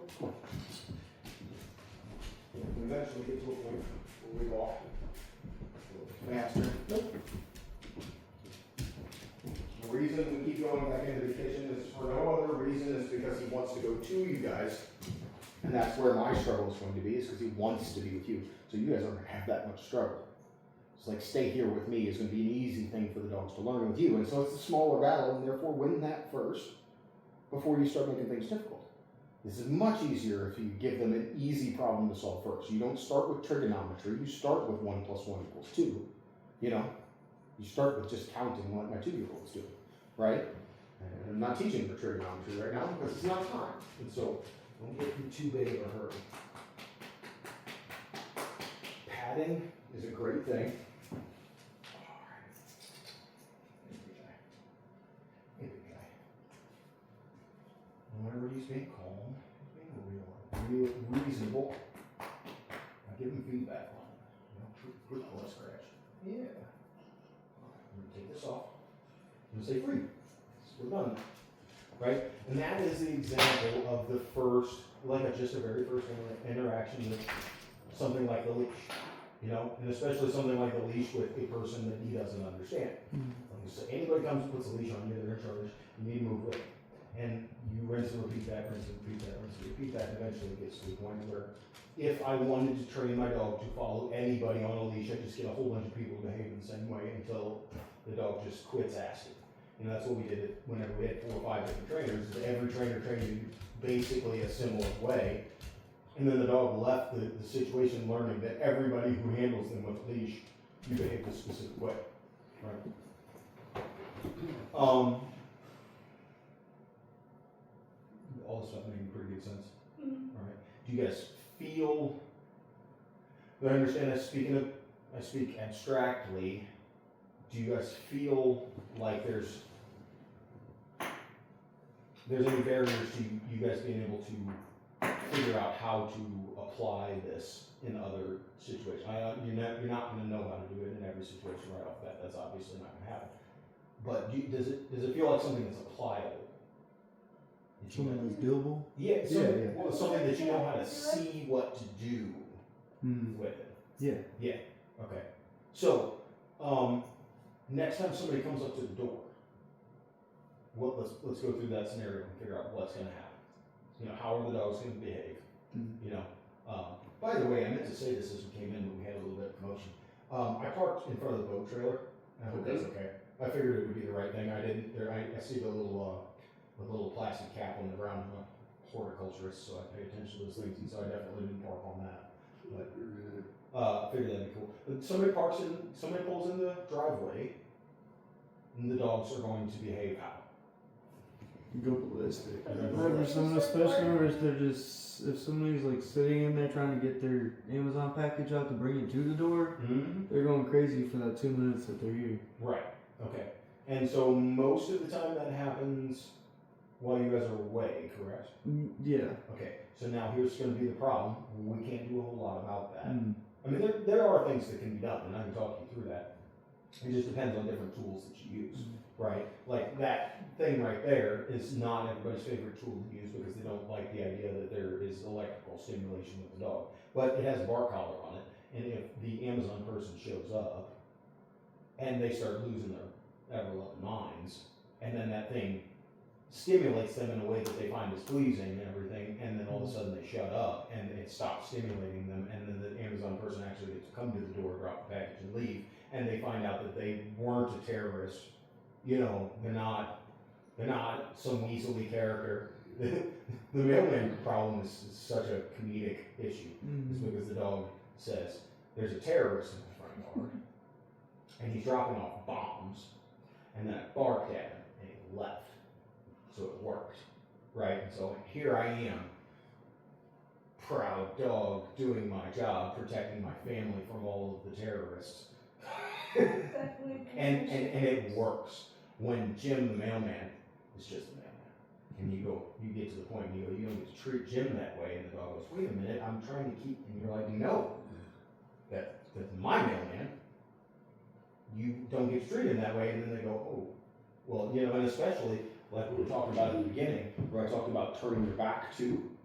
If I'm facing something, that's what I'm concerned with as an animal. This is the way all dogs see it. And you can communicate it to 90 dogs at a time, doesn't matter. If something comes up and I face it, that's what I'm concerned with. If I face it with anxiety, then that means it's probably an enemy, right? And really what's happening in my mind is that I'm anxious because my dog is going to misbehave. Right? That's why I'm anxious. The dog doesn't understand that because I'm facing them. Why on earth would I be getting anxious about something behind me? Animals don't do that. 0 times has it never happened in all of history that an animal is anxious about what it is not sprinting away from that's behind them. The only way that they can be behind them and they're anxious about it is if they're sprinting away from them. Right? So, if we're standing there and we're walking towards something and we're getting anxious and we're facing it. But that's why I told you right at the beginning, is to turn your back towards me. Because if all of a sudden a lion came in the door, all of us would be nervous. Mm-hmm. And let's say that you guys for a half second thought that I was so darn competent that I could deal with this problem. And I came over there and I got between you and the lion, and then I turned around and did this. You guys would be like, wait a minute, something different's happening. Right? Plain and simple. It was like, this guy knows something that we don't know. And that thing behind must not, maybe it's not really a lion, maybe it's a hologram or whatever. Like something's not real about the situation. So that's the way the dogs see it. And so we can just do that. So Amazon guy comes in, or say somebody sneaks up and actually gets to knock on the door, dogs are going to erupt. What are you guys going to do? You say after they knock on the door? But it doesn't matter. Either way, as soon as the dogs erupt, and you guys can tell what it's about. I'm usually trying to get them to be quiet, but most of the time. Yeah, but how? That's it's not. Yeah. There's sometimes where I definitely go about it the wrong way and I just scream at them until I'm shut up. There's other times where I try to pull Nova away from the situation. Yeah. And that doesn't work either because she still knows that they're outside. Let me tell you why it doesn't work. Okay, so we in my school we train police dogs, right? And one of the things that you have to do is you train them to be attack dogs. You take a little towel or something that they want to bite, and you dangle it in front of their face and you hold them back because it frustrates them and it ups the drive to go out and engage with this thing because they want to investigate it, they want to deal with it, they want to satisfy the anxiety, whether it's a positive or a negative anxiety. Because when a dog wants to chase a squirrel, rest assured, it's anxiety. It's just not negative. It's like, I can't live my life without going and chasing the squirrel, right? That's where the anxiety comes from. So it's positive. And we hold them back to raise that up, to make it worse. So that whenever we get to the point where we actually do turn them loose, we say a word, like the Germans would say packen, and then they run absolutely as hard as they can, as quick as they can to the thing, and it's because of the holdback, right? And so when we grab that dog and we're like, no, the dog's like, and it raises the thing. And so that's something we do on purpose in order to create it. So we actually, when we're pulling them back, we actually are doing it. That's why I like pushing instead with the dog. I want the dog to give me space. In the animal kingdom, space is respect. Period. There's no difference. If I run into something and I feel awkward about it and I want to give it as much respect as possible, I will give it a wide berth. And that would happen even in the middle of the jungle. The tiger walks up, everything else is going to give it a wide berth because they respect it, because they know it's a freaking tiger. You know? And so that's the deal. Dogs speak that way. If you have the dominant dog all of a sudden walks into the camp, everybody parts ways. You know, like Moses in the Red Sea. That's what it is. It's respect. And so whenever I was the dominant dog in the camp and everything, I would come walking in, and then when I moved through the gate, nobody dashed the gate. Because I had the respect. And so that's the same thing that we want to do with them. And now, the first couple times, we have to earn it. You know, they didn't start that way. I just got to the point where whenever I moved through dogs. I say people. I slip the tongue. But you know, that's the way I feel. That I moved through them. And I didn't do it because I really am a narcissist. I did it because I need to kind of behave like there is no other thing of importance aside from get out of my way. You know, give me the respect that I need. Because if you don't, you just get run over, and that's fine. You know. And so whenever I moved through. And so when we get to that point where knock on the door and the dogs start acting up, I come over here and I make my presence known, and I get them to choose to quit. And I'm doing it with pressure. Nope. Because you see, the push is different than the pull. Because when he turns around and backs away, when he turns around and relinquishes the space, that's him tipping his hat saying, okay, you're the boss for the moment. At least for the moment. Right? So, knock on the door. I'm just going to go ahead and do it, if you guys don't care. So I'm going to move over to the door and...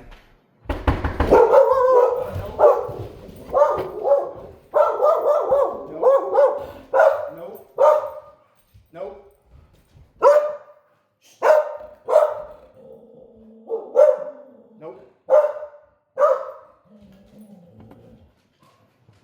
See how she's looking at him? Mm-hmm. So she's trying to satisfy her lack of anxiety. No. Hey. She's trying to satisfy her lack of anxiety by having some sort of, by acting like she has some sort of control. And that's what these two female dogs that are being dominant in two different situations are doing and everything. And it's not that they don't have some sort of control, but that's a way of satisfying. As if I, as an anxious person, can all of a sudden make everybody behave and put everything in order, it makes me feel a little bit more in charge. And therefore, if I feel a little bit more in charge, I'm getting serotonin in my brain, which makes me confident. And then I do it. But you see, stranger. The snap is just like the note. It's just something to break the moment, to grab attention, right? I don't care what, like I said, squirrel, Sasquatch, potato, doesn't matter. Nope. It's just whatever we choose to program to get the dog to stop what they're doing and attend to me. And watch my energy, figure out how I behave, and mimic that. And that's what a mother dog in front of her whole litter, they start going crazy and everything, and she goes, bah! You know? And they all go, and they attend to her, and then she goes, and does this little really slow thing. So she's just saying slow down. That's a dog's way of saying slow down. Is I got your attention, and then I behaved in a way, and I want you to mimic it. And that's exactly what we're going to do. But in order to get the attention, you got to break the energy cycle, right? The escalation, the positive spin up of energy, right? And so I'm going to go ahead and do it again, and we're just going to rinse and repeat this thing.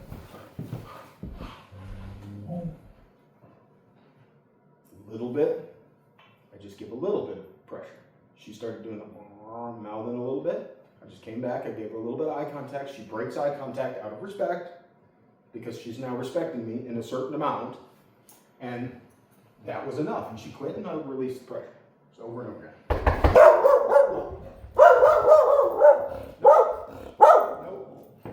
Nope. Nope. Nope. Now that took 2.5 seconds, Yeah. right? And it's all just whatever it is out there, which we don't know what it is, because it's just all of a sudden the door knocked, and that's usually the cue to act like a fool, right? It's a cue. Everything is a cue to a dog.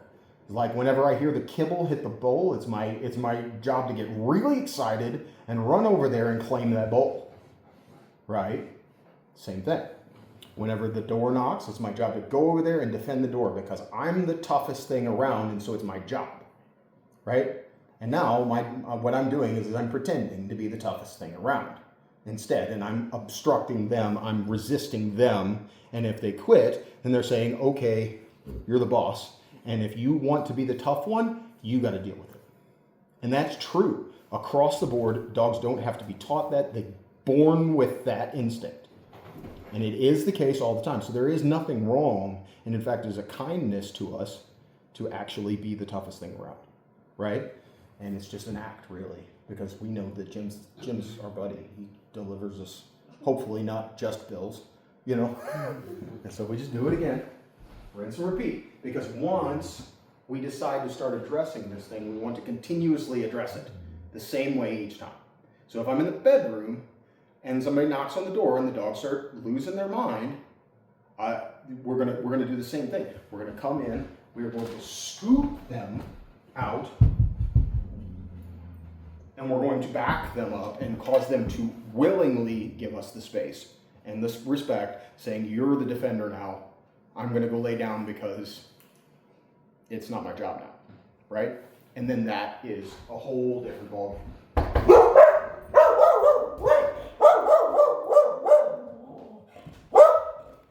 Quit.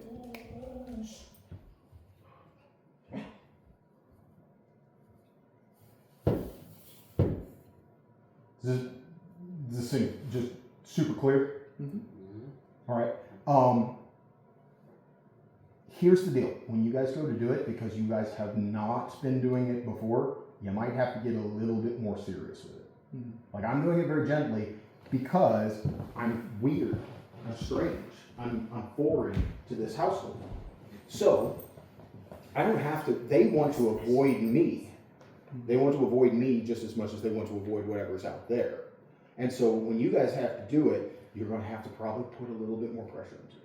You're going to probably have to get a little bit more rude 2 or 3 times to do it. Now what I'm going to do is I'm actually going to let you guys do it. Let's let Dad do it first with the stick. And I just want you to use the same word, nope. I don't want you to raise your voice anymore. I want you to just do it enough. You go over there with the stick just like I did, knock on the door. As soon as they start to do it, nope, and then you guard your space. Say, this is my space back here. Whatever's on the other side of the door is my guest. It's my space. It's my door. It is my job. And you can't take it from me, because if you take my job from me, that's you saying you're greater than me. That's just not the case. So. I don't usually sit in this thing. It's like laying on the ground, man. So say it no, it's good. Yeah.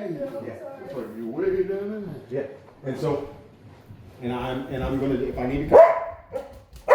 Yeah, so it's already started, so go ahead and start addressing it. Nope. Nope. Nope. Nope. Yeah, rude. Nope. Hey. Nope. Nope. Nope. Nope. Nope. Yep. Yep. Nope. Now, at the point the energy changes to what we don't want, the Nope. offense has already been committed, and we don't need to go through the rest of it. Nope. There you go. There you go. Nope. Yep. Perfect. You see, Nope. we're not beating our dogs.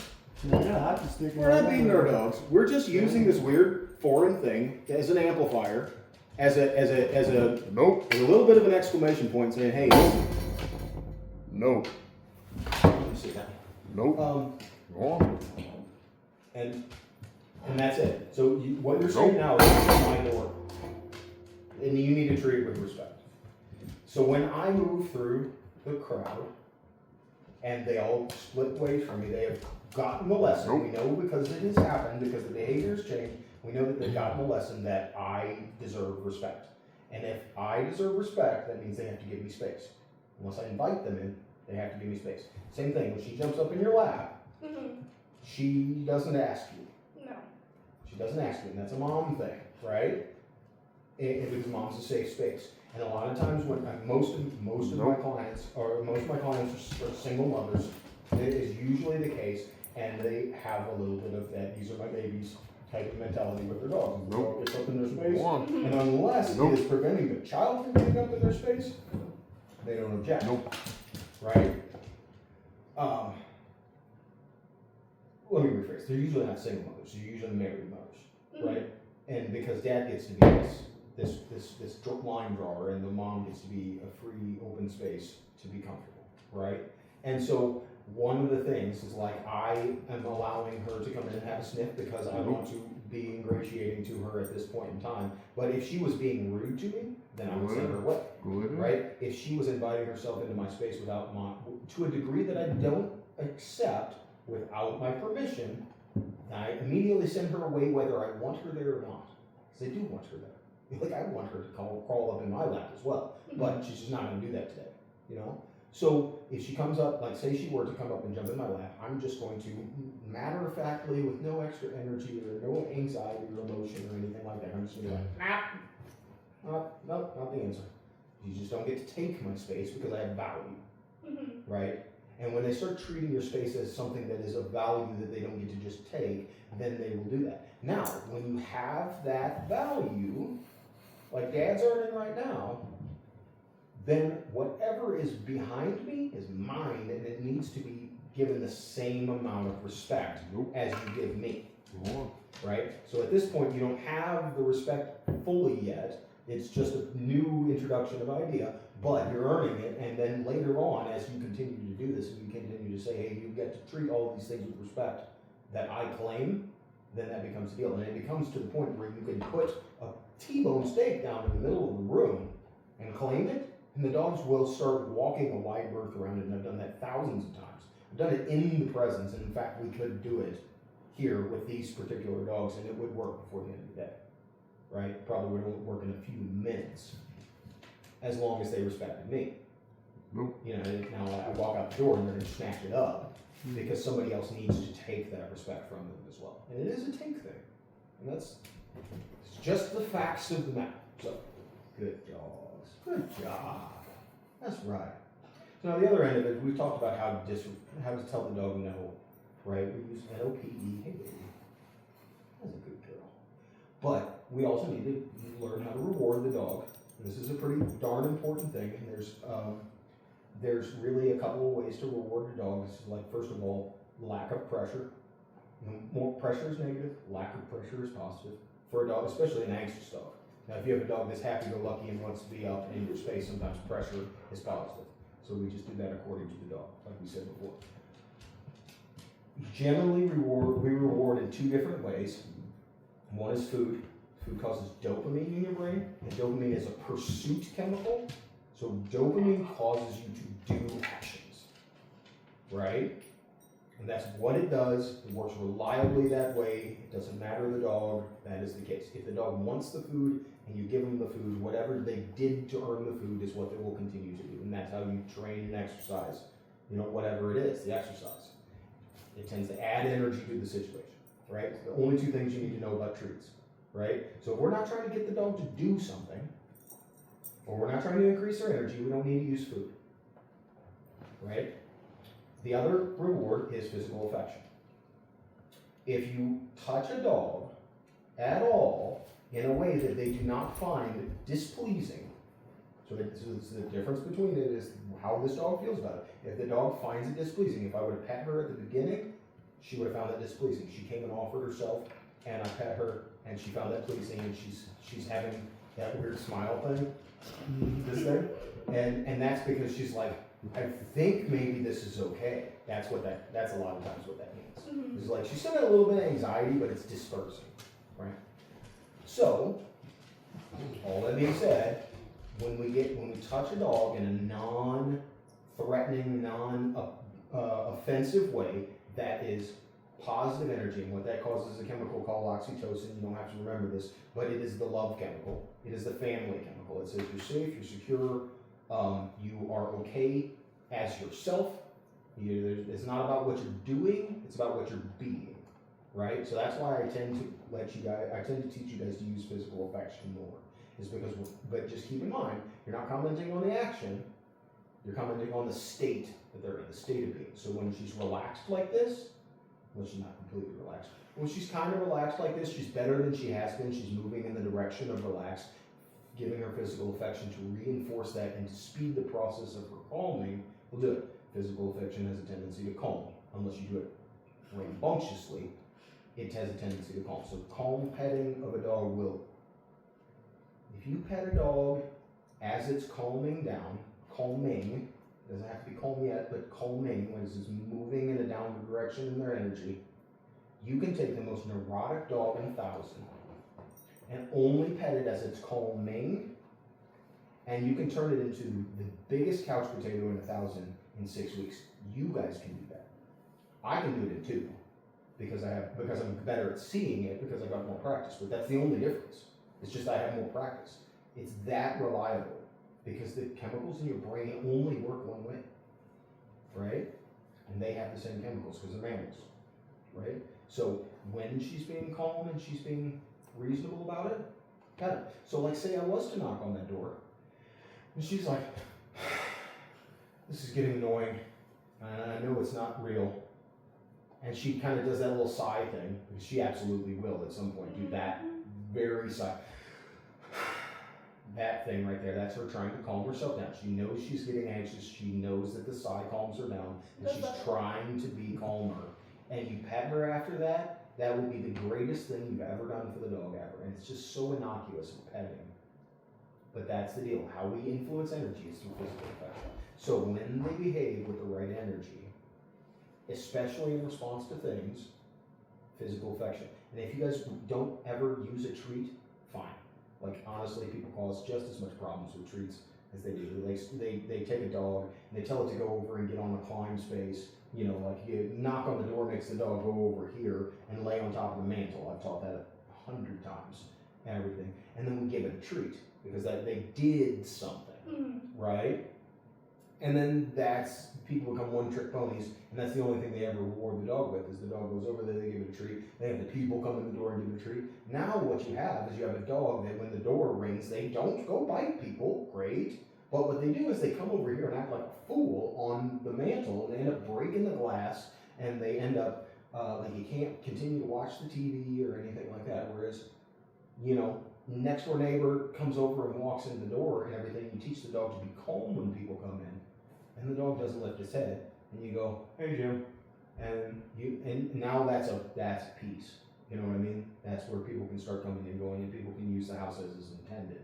You know, and you get to decide whether people come and go. The dog doesn't. So, does somebody else want to give it a shot? Because this is big time. This is real big time, and it's not. Yeah, I know it seems like a similar repetition. No.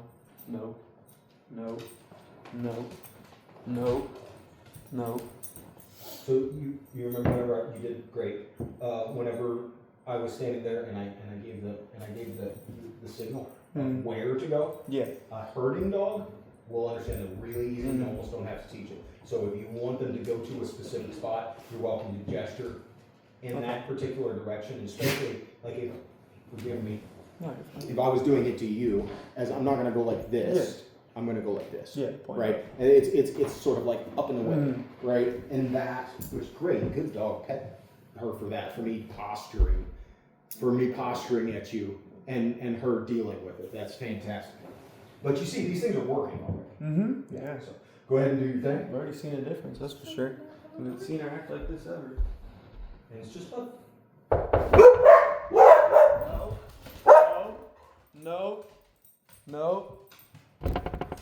No. There you go. Wait for the. There was nothing wrong with what you did. Okay. I'm talking about perfection points, but look at her face, first of all.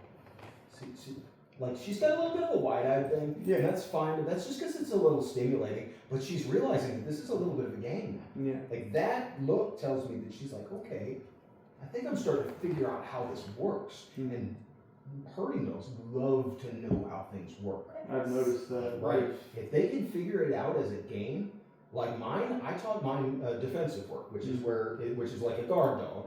If somebody comes in the gate and you attack it, you know, and you run it away from the stuff so that you protect the stuff, right? That's called defensive work and everything.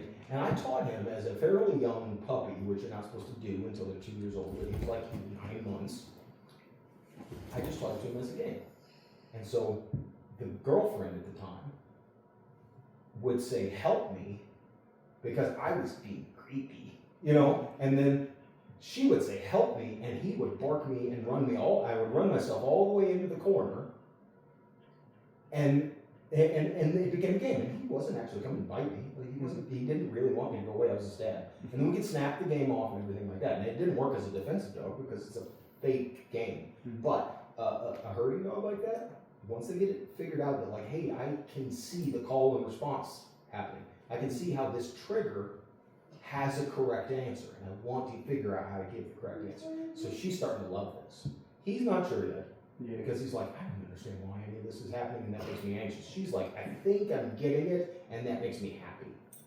That's where you lead two different brands of dog, slightly different, but it's still all the same thing. Perfect timing. Don't jump the gun on the petting. If she has the capacity to get herself just a little bit more settled before you pet, then let her do as much of it as she can. And whenever she's at whenever she's conquering the most that she has ever done, or she's getting the farthest calm or the quickest calm that she's ever done and everything, highlight that with the pet. And that's perfection. What you're doing is perfectly fine. Everybody in the world, if they did that, we would not have dog trainers anymore, and I'd have to go be a horticulturist. You know, but that's the deal. So doing great. Do it again, though. I mean, like, honestly, it was so quick that we want to give it repetition. No. That was super fast. Good job. It's call and response now. It's a program. This happened. This is the response I got from it. This happened or not. I barked because that's what I do, right? Now times have changed. All of a sudden, in this one afternoon, something has changed, and whenever I do this, they come and put pressure on me. I don't really like that. I'm not scared. I'm not really worried about it, but I can tell that the human being doesn't quit until I leave the situation. And so, getting them to not bark at all is a tall order, and it can happen. You generally would probably go to something like a bark collar so that there's an actual consequence quickly, but you don't have to. But the point is you don't have to get them to quit entirely. A dog barking when somebody knocks at the door is a normal thing. Now, what we want is a dog that barks once when somebody comes to the door saying, "Hey, somebody's here. And please come and address this for me so that I don't have to be anxious." And then you come and answer the door like a regular human being. And you tell them to go lay down because you're off duty now. Like you were keeping an eye on things while I wasn't present. And now the door got knocked on. You told me your job's over. Go lay down. And then the dogs are like, that's it. I'm done. And now my reinforcements have come and I can go back to playing video games. You know, like I can go back to, whatever. Whatever it is that they're relaxing. And that's the deal. Now, the hardest one is going to be you. That's going to be the hardest one. It's because you're smaller. You also don't have testosterone in the same magnitude as these two gentlemen. And you're very familiar. And that's going to be the hardest one for you. So you're going to have to be like every small person, just a little spunkier. Just a little bit like a little chihuahua. And you be like, and I'm not saying this to be, patronizing or anything like that, but you're going to have to be a little sharper. Yeah. Be like, for real, get out of here. Yeah, sure. So I would be very happy to see you before we do it? Yeah, just right now. Oh goodness. Okay. Yeah. Don't be anxious though. If you're anxious, don't show it. Because see Okay. what happened right now. She got up to say, "Hey, I'm going to come with you to the door because door is where things happen, and I don't want you to have to do it by yourself." So, in that situation, before you even go knock on the door, go ahead and send her away, and just be No. like, "No." Nope. Nope. So before we ask Nope. for the harder thing, No. Nope. good job. Perfect. Before we ask for the harder thing, we get the easy thing, we get one good repetition in. Be understood. Now, she's still got this idea. Hey, Nope. she's still got this idea of like, I need to keep an eye on you Mm-hmm. because you're vulnerable. No. And that's No. that's very noble. I appreciate that. But like you are more capable than the dog. Now the dog will continue to protect you for all of the rest of its life. If you ever become more vulnerable than the dog Nope. for the moment because somebody's being aggressive towards you, or you start being scared or something like that, then the dog will protect you. And that is in their instinct, and you're not going to break that. So don't think that by you taking charge and you saying it's not your job to protect me right now means that they will not protect you in the moment. Mm-hmm. So don't worry about that, because I get that conversation a lot. It's like, no, I want my dogs to protect my house. I want my dogs to protect my wife. I want my dogs to protect my daughters, so on and so forth. Yeah, No. if they either have it or they don't, No. for starters. And when you have dogs that get anxious like this, that generally means they have it. Mm-hmm. And whenever it comes down to it, like they would attack me if I was being improper. No. Very certain. Even having this situation, I would literally have to beat them in order to get them to stop. Mm-hmm. And so don't worry about that. Anyway, Nope. so let that embolden you to be as stern as you need to. So now she's pressing and she's saying, yeah, I see what you're asking of me, but I'm gonna how about I just stay right here? Mm-hmm. That's what she said. And so is that her tipping her hat to you? Mm-mm. All right, so push further. Nope. Yeah. Nope. Be a little more No. stern with your voice. Yeah, quicker, maybe? Nope. I don't care anything about the stern with the voice. What I say about the sternness with the voice is we have all of these different tools that we can use, and the voice is the one that works, that does sometimes work, but the more you use it, the less it works, right? So we've all been to Walmart and seen somebody running around with their kids, and they're just hollering and screaming and talking nasty and threatening and all of that stuff to the kids, and the kids just do not care. And that's because that's the only tool that they have in their bag. They don't actually use the rest of it. So my preference, I advise people that you use the same note as you always would all the time, unless you absolutely have no other tools in your bag. Like if I am expecting it to be the middle of the day and nobody's coming and I'm out in the front yard and I've been training my dog and my dog knows what note means and everything like that, and I don't have a leash on because I, for some reason, Nope. was not planning ahead, and then something came about that was going to cause the dogs to go in, and I'd be like, hey! And they go, what the F? Why did that happen? Dad never acts like that. He never makes that noise, and it's worth paying attention to. Now, if I made that noise every single time the dog has done the slightest thing wrong for the last 6 weeks and everything, that noise will not stop them from making it. So I save inflection for the very, hey, yeah, it's mine. I save inflection for the moments when I have no other tools. You are a good girl. Let's get that. Good girl. Thank you. Good job. Nope. Good girl. You can come over here. Use the best. Go.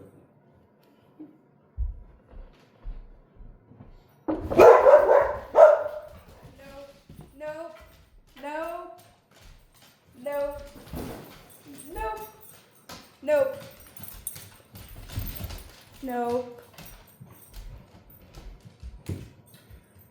Fantastic. Hey, and you see how powerful you can just very quickly, like just saying, and also most of it is just you saying, I'm not going to back down, I'm going to keep at it. Because you had a point where they tried to push past you. I could see the way you were moving. Oh, yeah, and I they knew what was did. happening. And you backed yourself up and you regained your position and you continued to push up. I even am very happy about the fact that you were just like, no, You know, like in the middle of it, you're towing the chain, you're like, I'm just so used to like. we're doing it, and Yeah. that's fine. Because that just goes to illustrate the point. You don't have to be stern.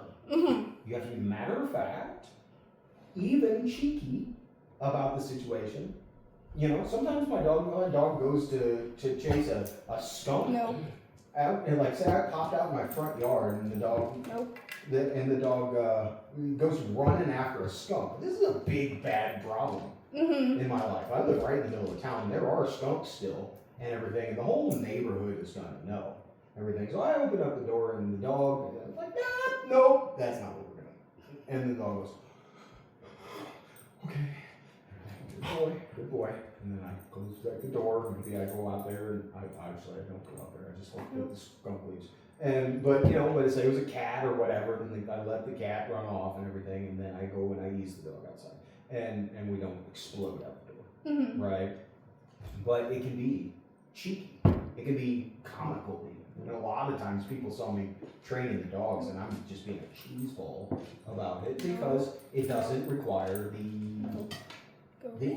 the aggressive tone is just a highlighting tool that we use when we're out of control.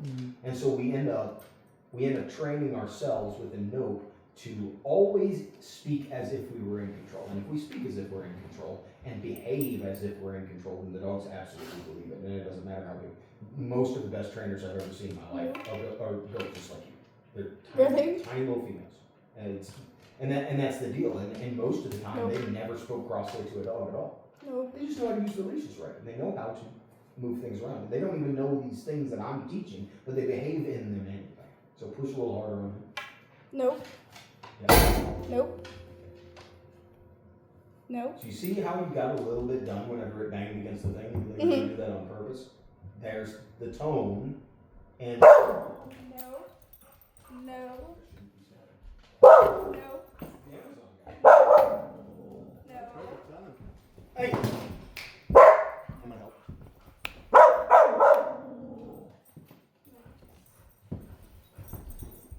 By the way, if it's not your dog, be ginger about that kind of approach. You know, getting all the way up in their face and doing this. But Amazon guy, and they saw the truck, they know what truck it is. You know, they see the logo, and dogs can recognize the logo, no problem. And they realized that they're like, hey, that's the Amazon truck, and they did it. And I came over to help, not because you can't do it, but it's because we want to make sure that because I'm sure we all agree that the Amazon truck thing is a day one situation. Yeah. We don't want it. We don't. You guys, I'm sure, can follow through on that, right? So it's going to be the same thing. So I wanted it to work out the first time because the best case scenario is that whenever we decide to have these battles, you're going to find some that you're not going to win the first time. It's just going to happen. Whenever you pick whatever battle you're going to pick, there's going to be a situation where you're not going to win it the first time. You have to regroup. The next time you're going to have to come back even harder. So I'd rather win it the first time with a little bit of assistance. That, hey, even that weird guy that seemed to be in charge, and I don't know why, is, come here, Bob. Come on. Shaking or something? Hey. Oh, he's acting like he can't walk. His leg was all, Come here. he was favoring his leg over here. Not enough. I just need something to He was walking in a circle, like, he pulled his leg up, and then he tried to, like, he put weight on, he was like, picked it right back up, I'm like, what's wrong with your leg? Sometimes when something really weird like that happens, sometimes the very best thing to watch and see if it happens again, of course. But because if it continues to happen, then there might be something weird. But sometimes dogs just don't know what to do with themselves. And I don't know if you've seen. It was a Will Ferrell movie, and I don't remember what it was, but he ends up going and doing an interview, and he's just like standing there with his hands. He's just like. Did the Anchorman No, I think it was Talladega Nights or something like that. But he's just like, what am I supposed to do with my hands? And he's like, Oh, what's Talladega Nights? yeah. He's like, I don't know what to do with my hands and everything. And he's just like making all these weird motions. And sometimes dogs do that. They just like, I don't know what to do with myself. Because now this was Amazon. And Amazon so far has meant nope, just put her back. Nope. Just put her right back. Nope. Matter of factly, You grab her by the collar and just go ahead and drag her back up there. I'll teach you guys to stay real quick. Thank you. The only person she listens to stay is me, as of right now. Well, and Yeah. that'll change today. Stay. That'll change That's today. the worst part that we've had problems with is she listens to certain things for me, but most other people she doesn't like to listen to.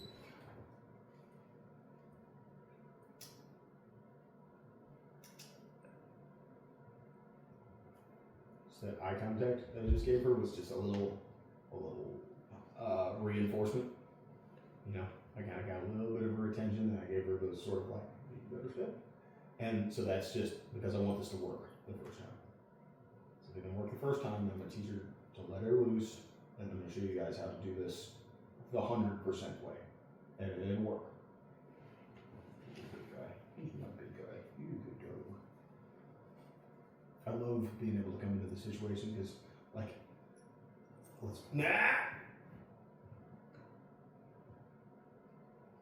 See, I have no tools, so I use inflection. Nope! Come on. Nope.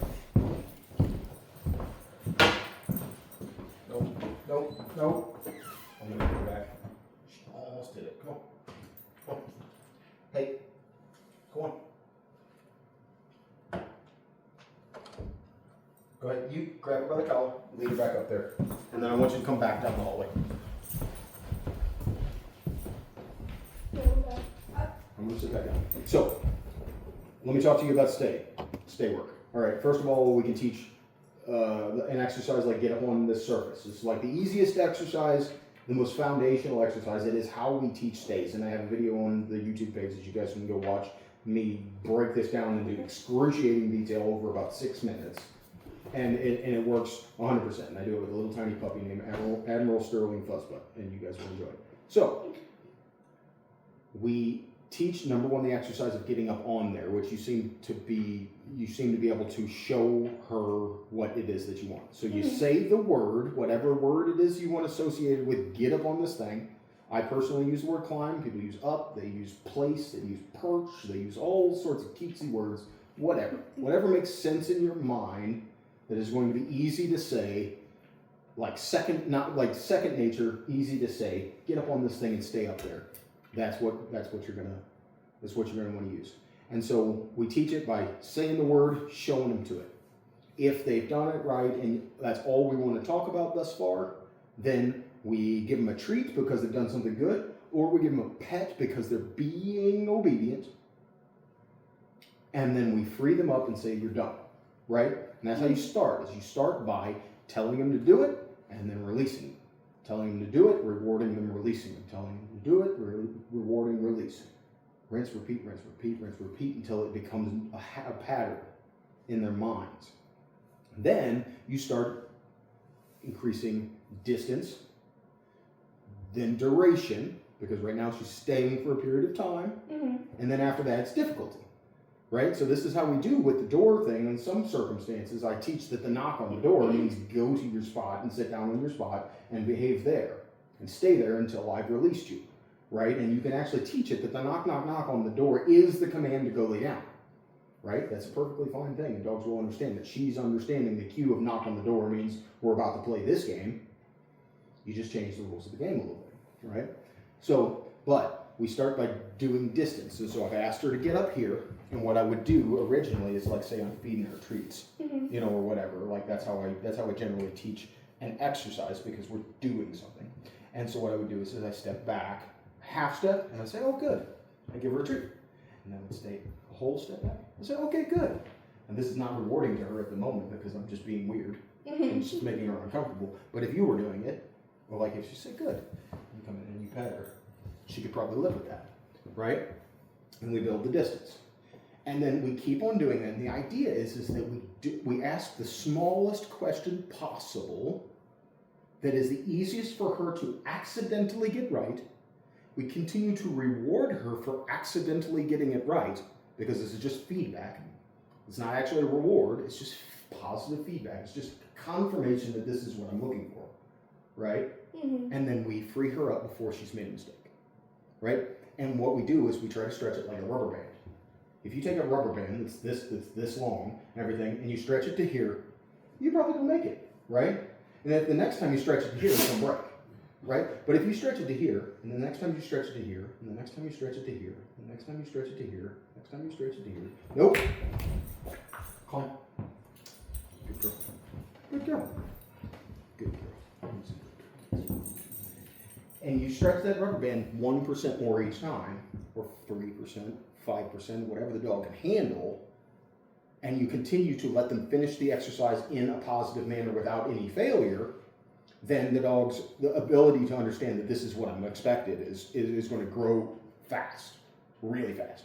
Now, that is, as long as the moment they jump off, like just happened, we have the tools in place to ensure that in the quickest amount possible, they get back up there. And in that situation, I block with the thing because I have reach, and it's something she wants to go away from, and she got right back up there. Or I give direction, and because she's a herding dog and they understand direction very well, put her back up there, and then the key is release them quick at the beginning. You get the game, you win the game, you start over and play the game again, and the game just gets only incrementally harder for a while, and then you start the next bit. Free. See, she doesn't care to free at this point in time. For me, because a good girl. Who's a good girl? Free. I want free to mean you're done. You can get down off of the thing, right? And so I'm actually going to let that. So let's say she was up on the thing. The next step, once I've started building distance, and once I've started letting her stay up there while I'm in the room for a period of time, the next step would be me coming around the corner.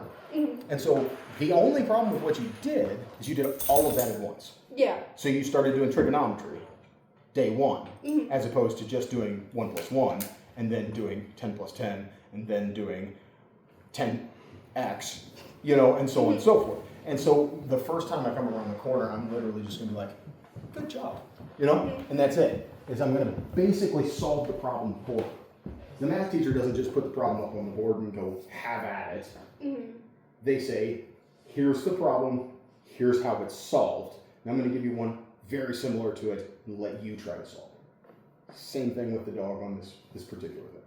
That make good sense? Yeah. Yeah, and so that's the only thing that is going to make the difference. Now, when you possess a chemical that smells very strongly like testosterone, that means generally you're pretty dangerous and they generally obey you a little bit better from the beginning.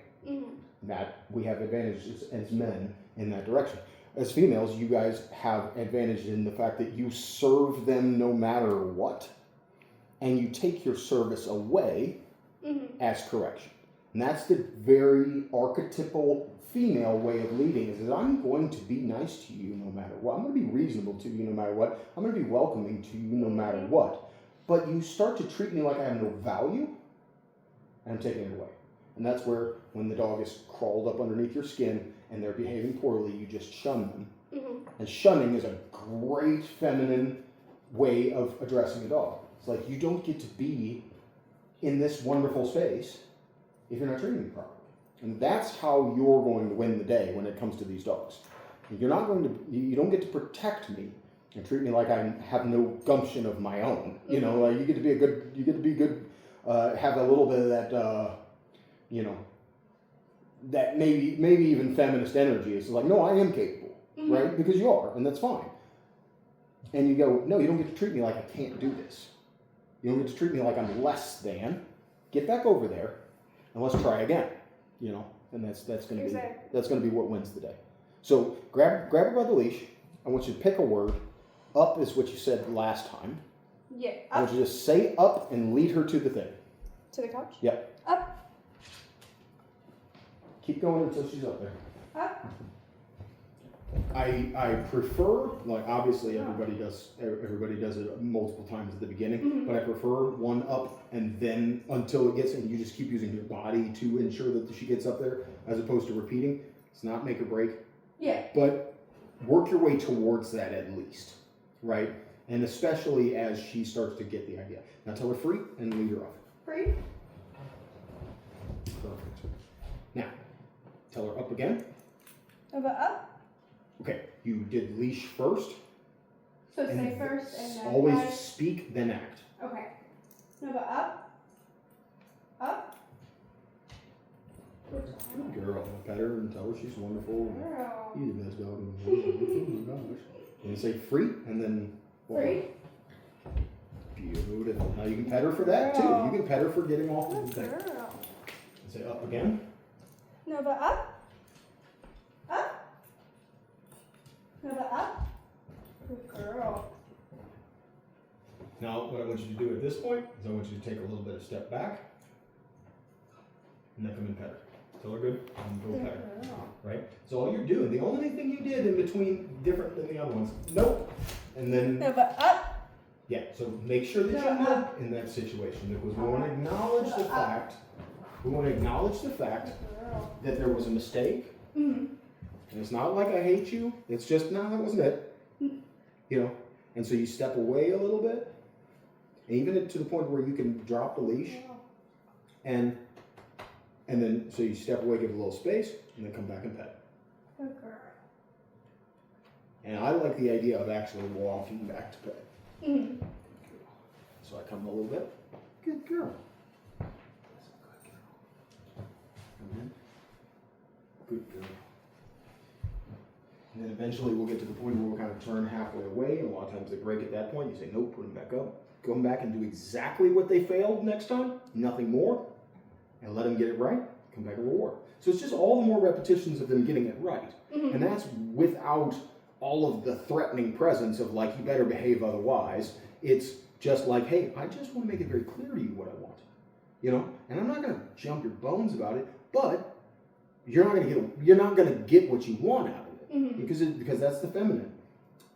If you want what you want from me, you need to treat me properly. That's perfect feminine. Mm-hmm. Nope. Up. Up. Good girl. Yeah. Uh-oh. So eventually we get to a point there. Good girl. Where we added just, that's difficulty. That's the third D. Mm-hmm. Distance, duration, difficulty. That's the only one of those weird 3D type of situation. Free. Free. Go ahead and push her off. Free. No, free. Yeah, all right. If she likes toys, you can use toys as a reward.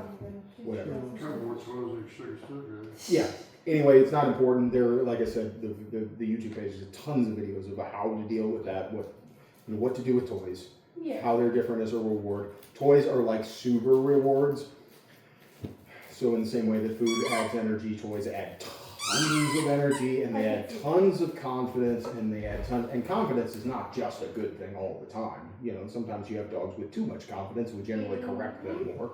Sometimes you have dogs with not enough confidence, we generally reward them more. That's the difference, that's the balance. So, anyway, and as you grow it and stretch it, you'll get to the point where you tell them climb, and 100% of the time before you freed them up, you tell them, if they get down, you tell them nope, and you put them back. And through that repetition, you'll get every bit of it. And honestly, whenever you'll get the dog that'll be like,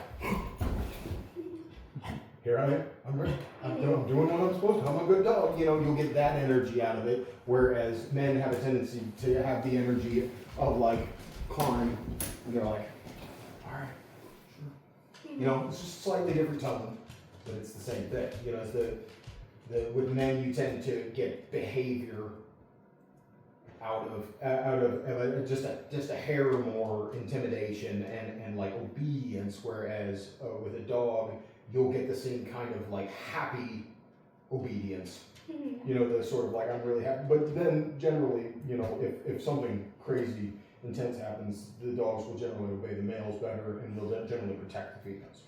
You know, whereas the dog generally doesn't protect the males unless the male gets walloped all of a sudden. You know, they're like, shoot, I better do something before we all go down. You know, and that's the difference. And it's just tone. You know, it's not a huge deal. So I don't know where we're at time-wise. And I'm going to check. 219. 219. So yeah, we're actually right at the end of it. So,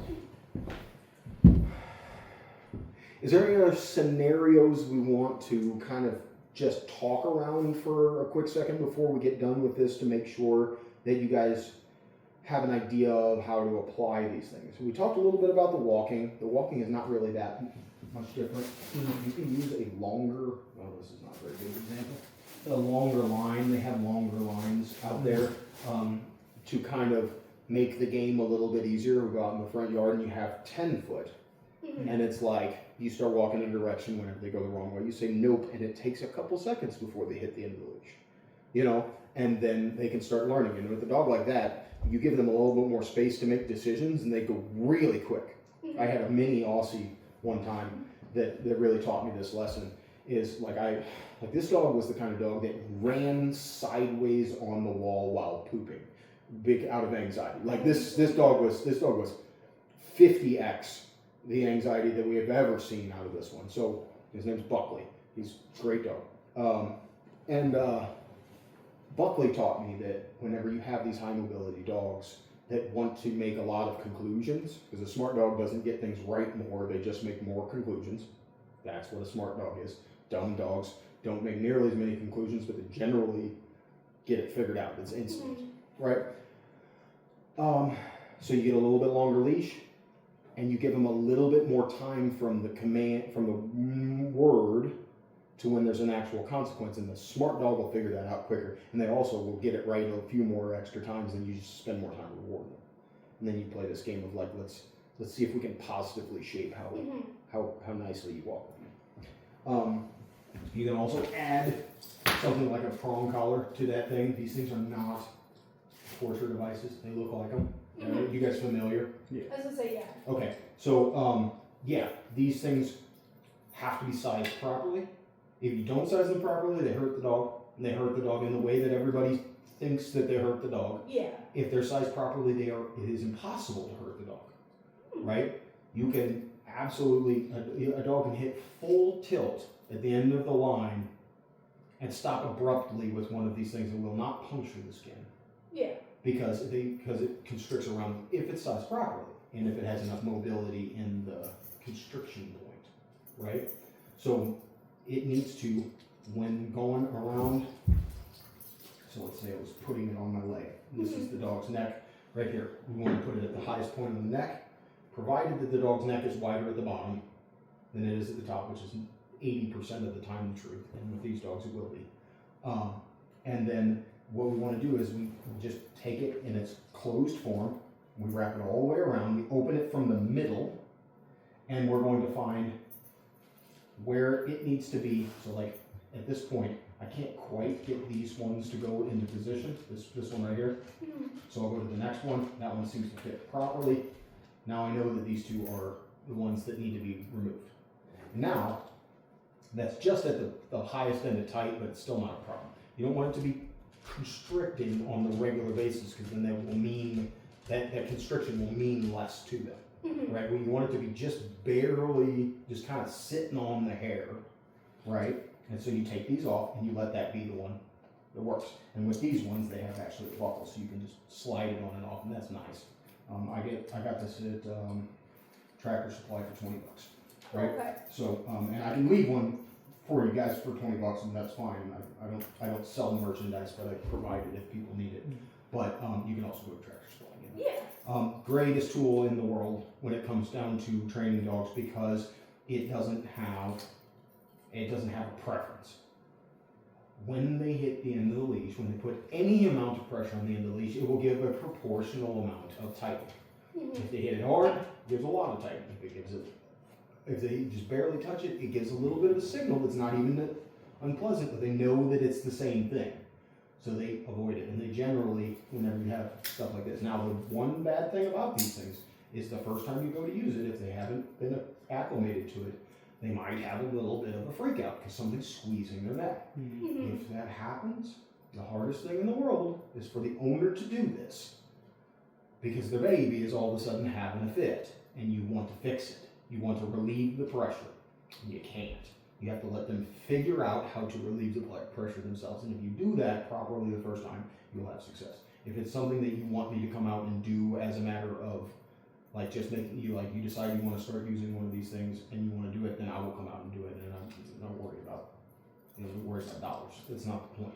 I would rather it be done properly so that you guys don't end up having the dog make this conclusion that the bigger fit I throw, the quicker this thing relieves the pressure on it. Because that's the opposite of what we want to teach. And that's a hard one to break once it happens. You know, and generally involves a dog flailing at the end of the leash for long periods of time until it wears itself out. And I don't want any dogs going through that if we can help it. Yeah. Other than that, so that's good for that. Longer line makes it more of a game, so you guys can have a little bit better time. You can just spend time walking around the front yard to learn how to walk. We learn how to walk, and we learn how to move together before we go for long walks. We never try to get somewhere first, because if the dog leads you there, you're not walking the dog. The dog is walking you. You're not leading the dog is leading you. If the dog's leading you, its job is to protect you. It's going to attack the dog that comes along. It's not what we want. We can talk about taking that forward at another time, or you guys can call me, whatever. And honestly, there's, again, video on there of that sort of thing too, so you don't necessarily even have to pay me to come back out again. So that's what I would say about the walking. Yeah, is there anything else that you guys really want to make sure that we touch on before? Or being outside and chasing after neighbors and stuff. That's one problem that we definitely have. Okay, so there involves the consistency principle. Because if we want to communicate to her that she's not allowed to do this, there has to be a consequence for doing it, and it has to happen consistently. It has to happen in proper timing and consistency. So if we're not there, you're not going to communicate. Like, if you're not there, you're not going to communicate it, and the dog is going to find out if I go run after the neighbors. So you can train the neighbors to respond properly. That is a potential issue. It's not really a very efficient or effective one, nor will they actually do it properly, and so you're really just going to be barking up the wrong tree. Or you can, like we were talking about with the potty training, put the gates up and make sure that the access is not there for them to make the mistake when you can't correct it. Changes lifestyle quite a bit. Yeah. And that's the tricky part. But when we let go of our American thought process of freedom is always better, and we start thinking like, as if, like, imagine you move to Zimbabwe, or apparently Jamaica, because apparently Jamaica is a hostile place. Yeah, like there's the resort, and then there's everywhere else. And you can go and stay on a resort and feel perfectly fine and at home and in paradise and everything like that. Go walk out into the bazaar, everything, and they will take everything from you.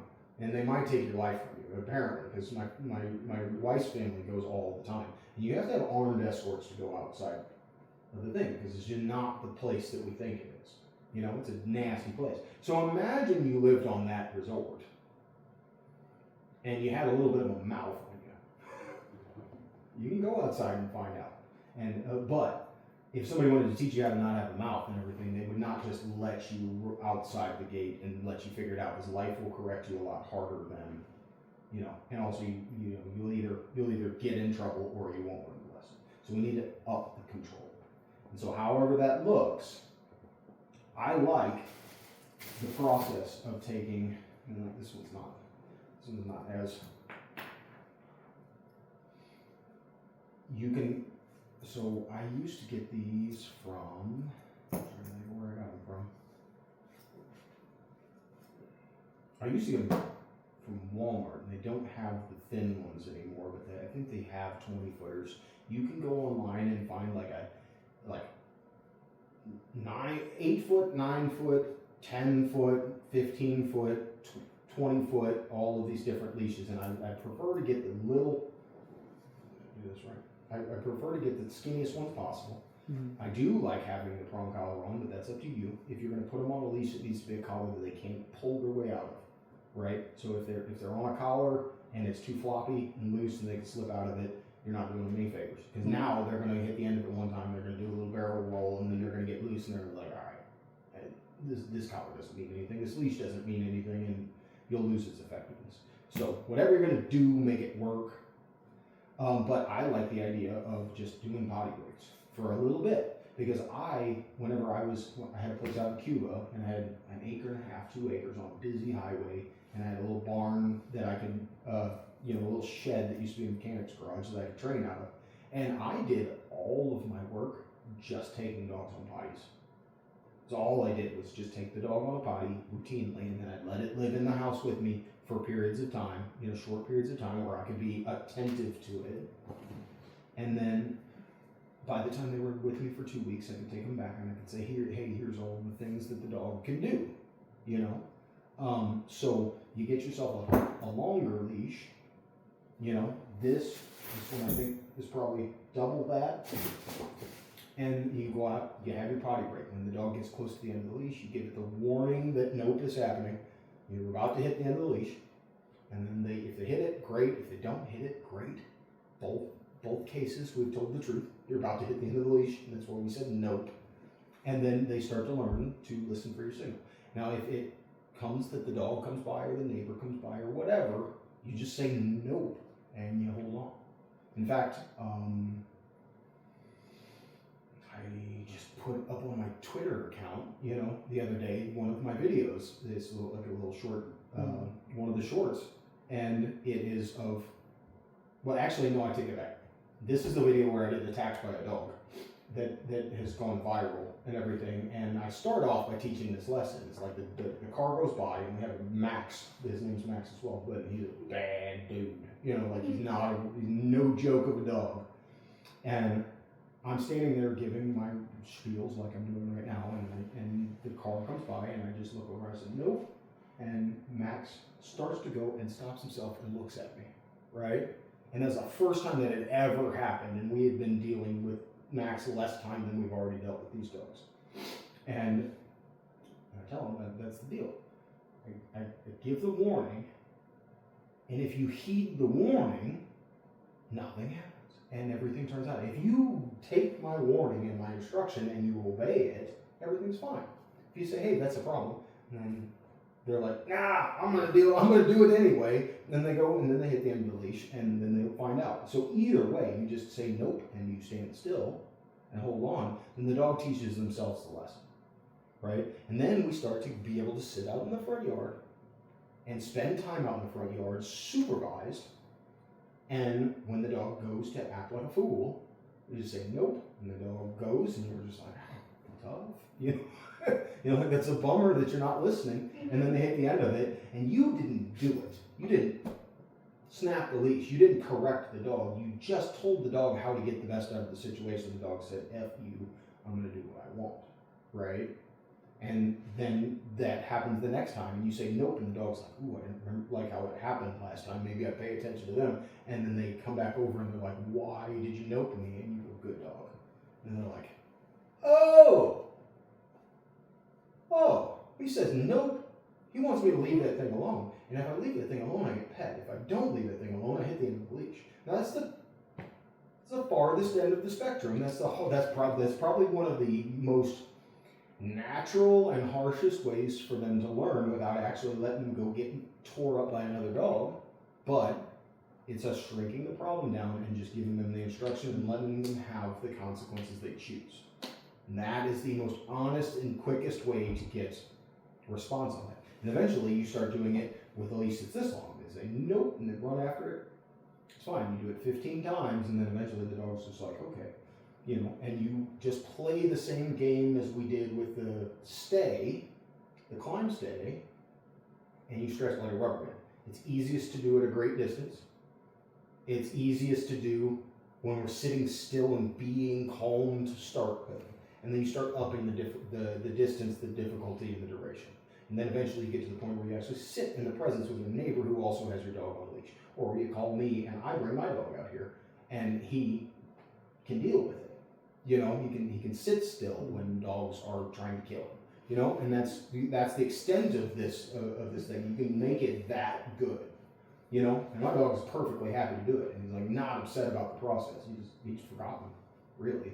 But now he gets to go and do all the most exciting things in the world because he's got the capability to handle it, and I can keep him safe with my words, as opposed to having to micromanage every single move that he makes, right? So we just stretch that out and start to grow it. And it is just by having the control in place, giving honest feedback in the moment that it can be understood, and doing it consistently over and over and over and over and over again. And stretching it like a rubber band. Keep growing it a little bit more, a little bit more, a little bit more. Now, I can do all these things with you, for you, and they'll do it for me.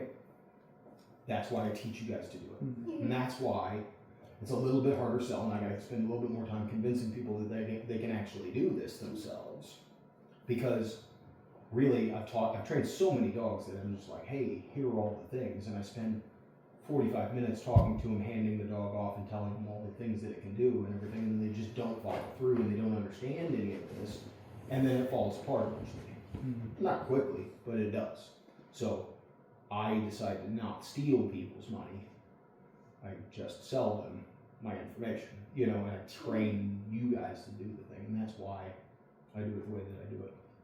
But you can do it, and you guys are always welcome at any point in time to give me a call and say, hey, we've done this, we want to take the next step, here's what we're thinking.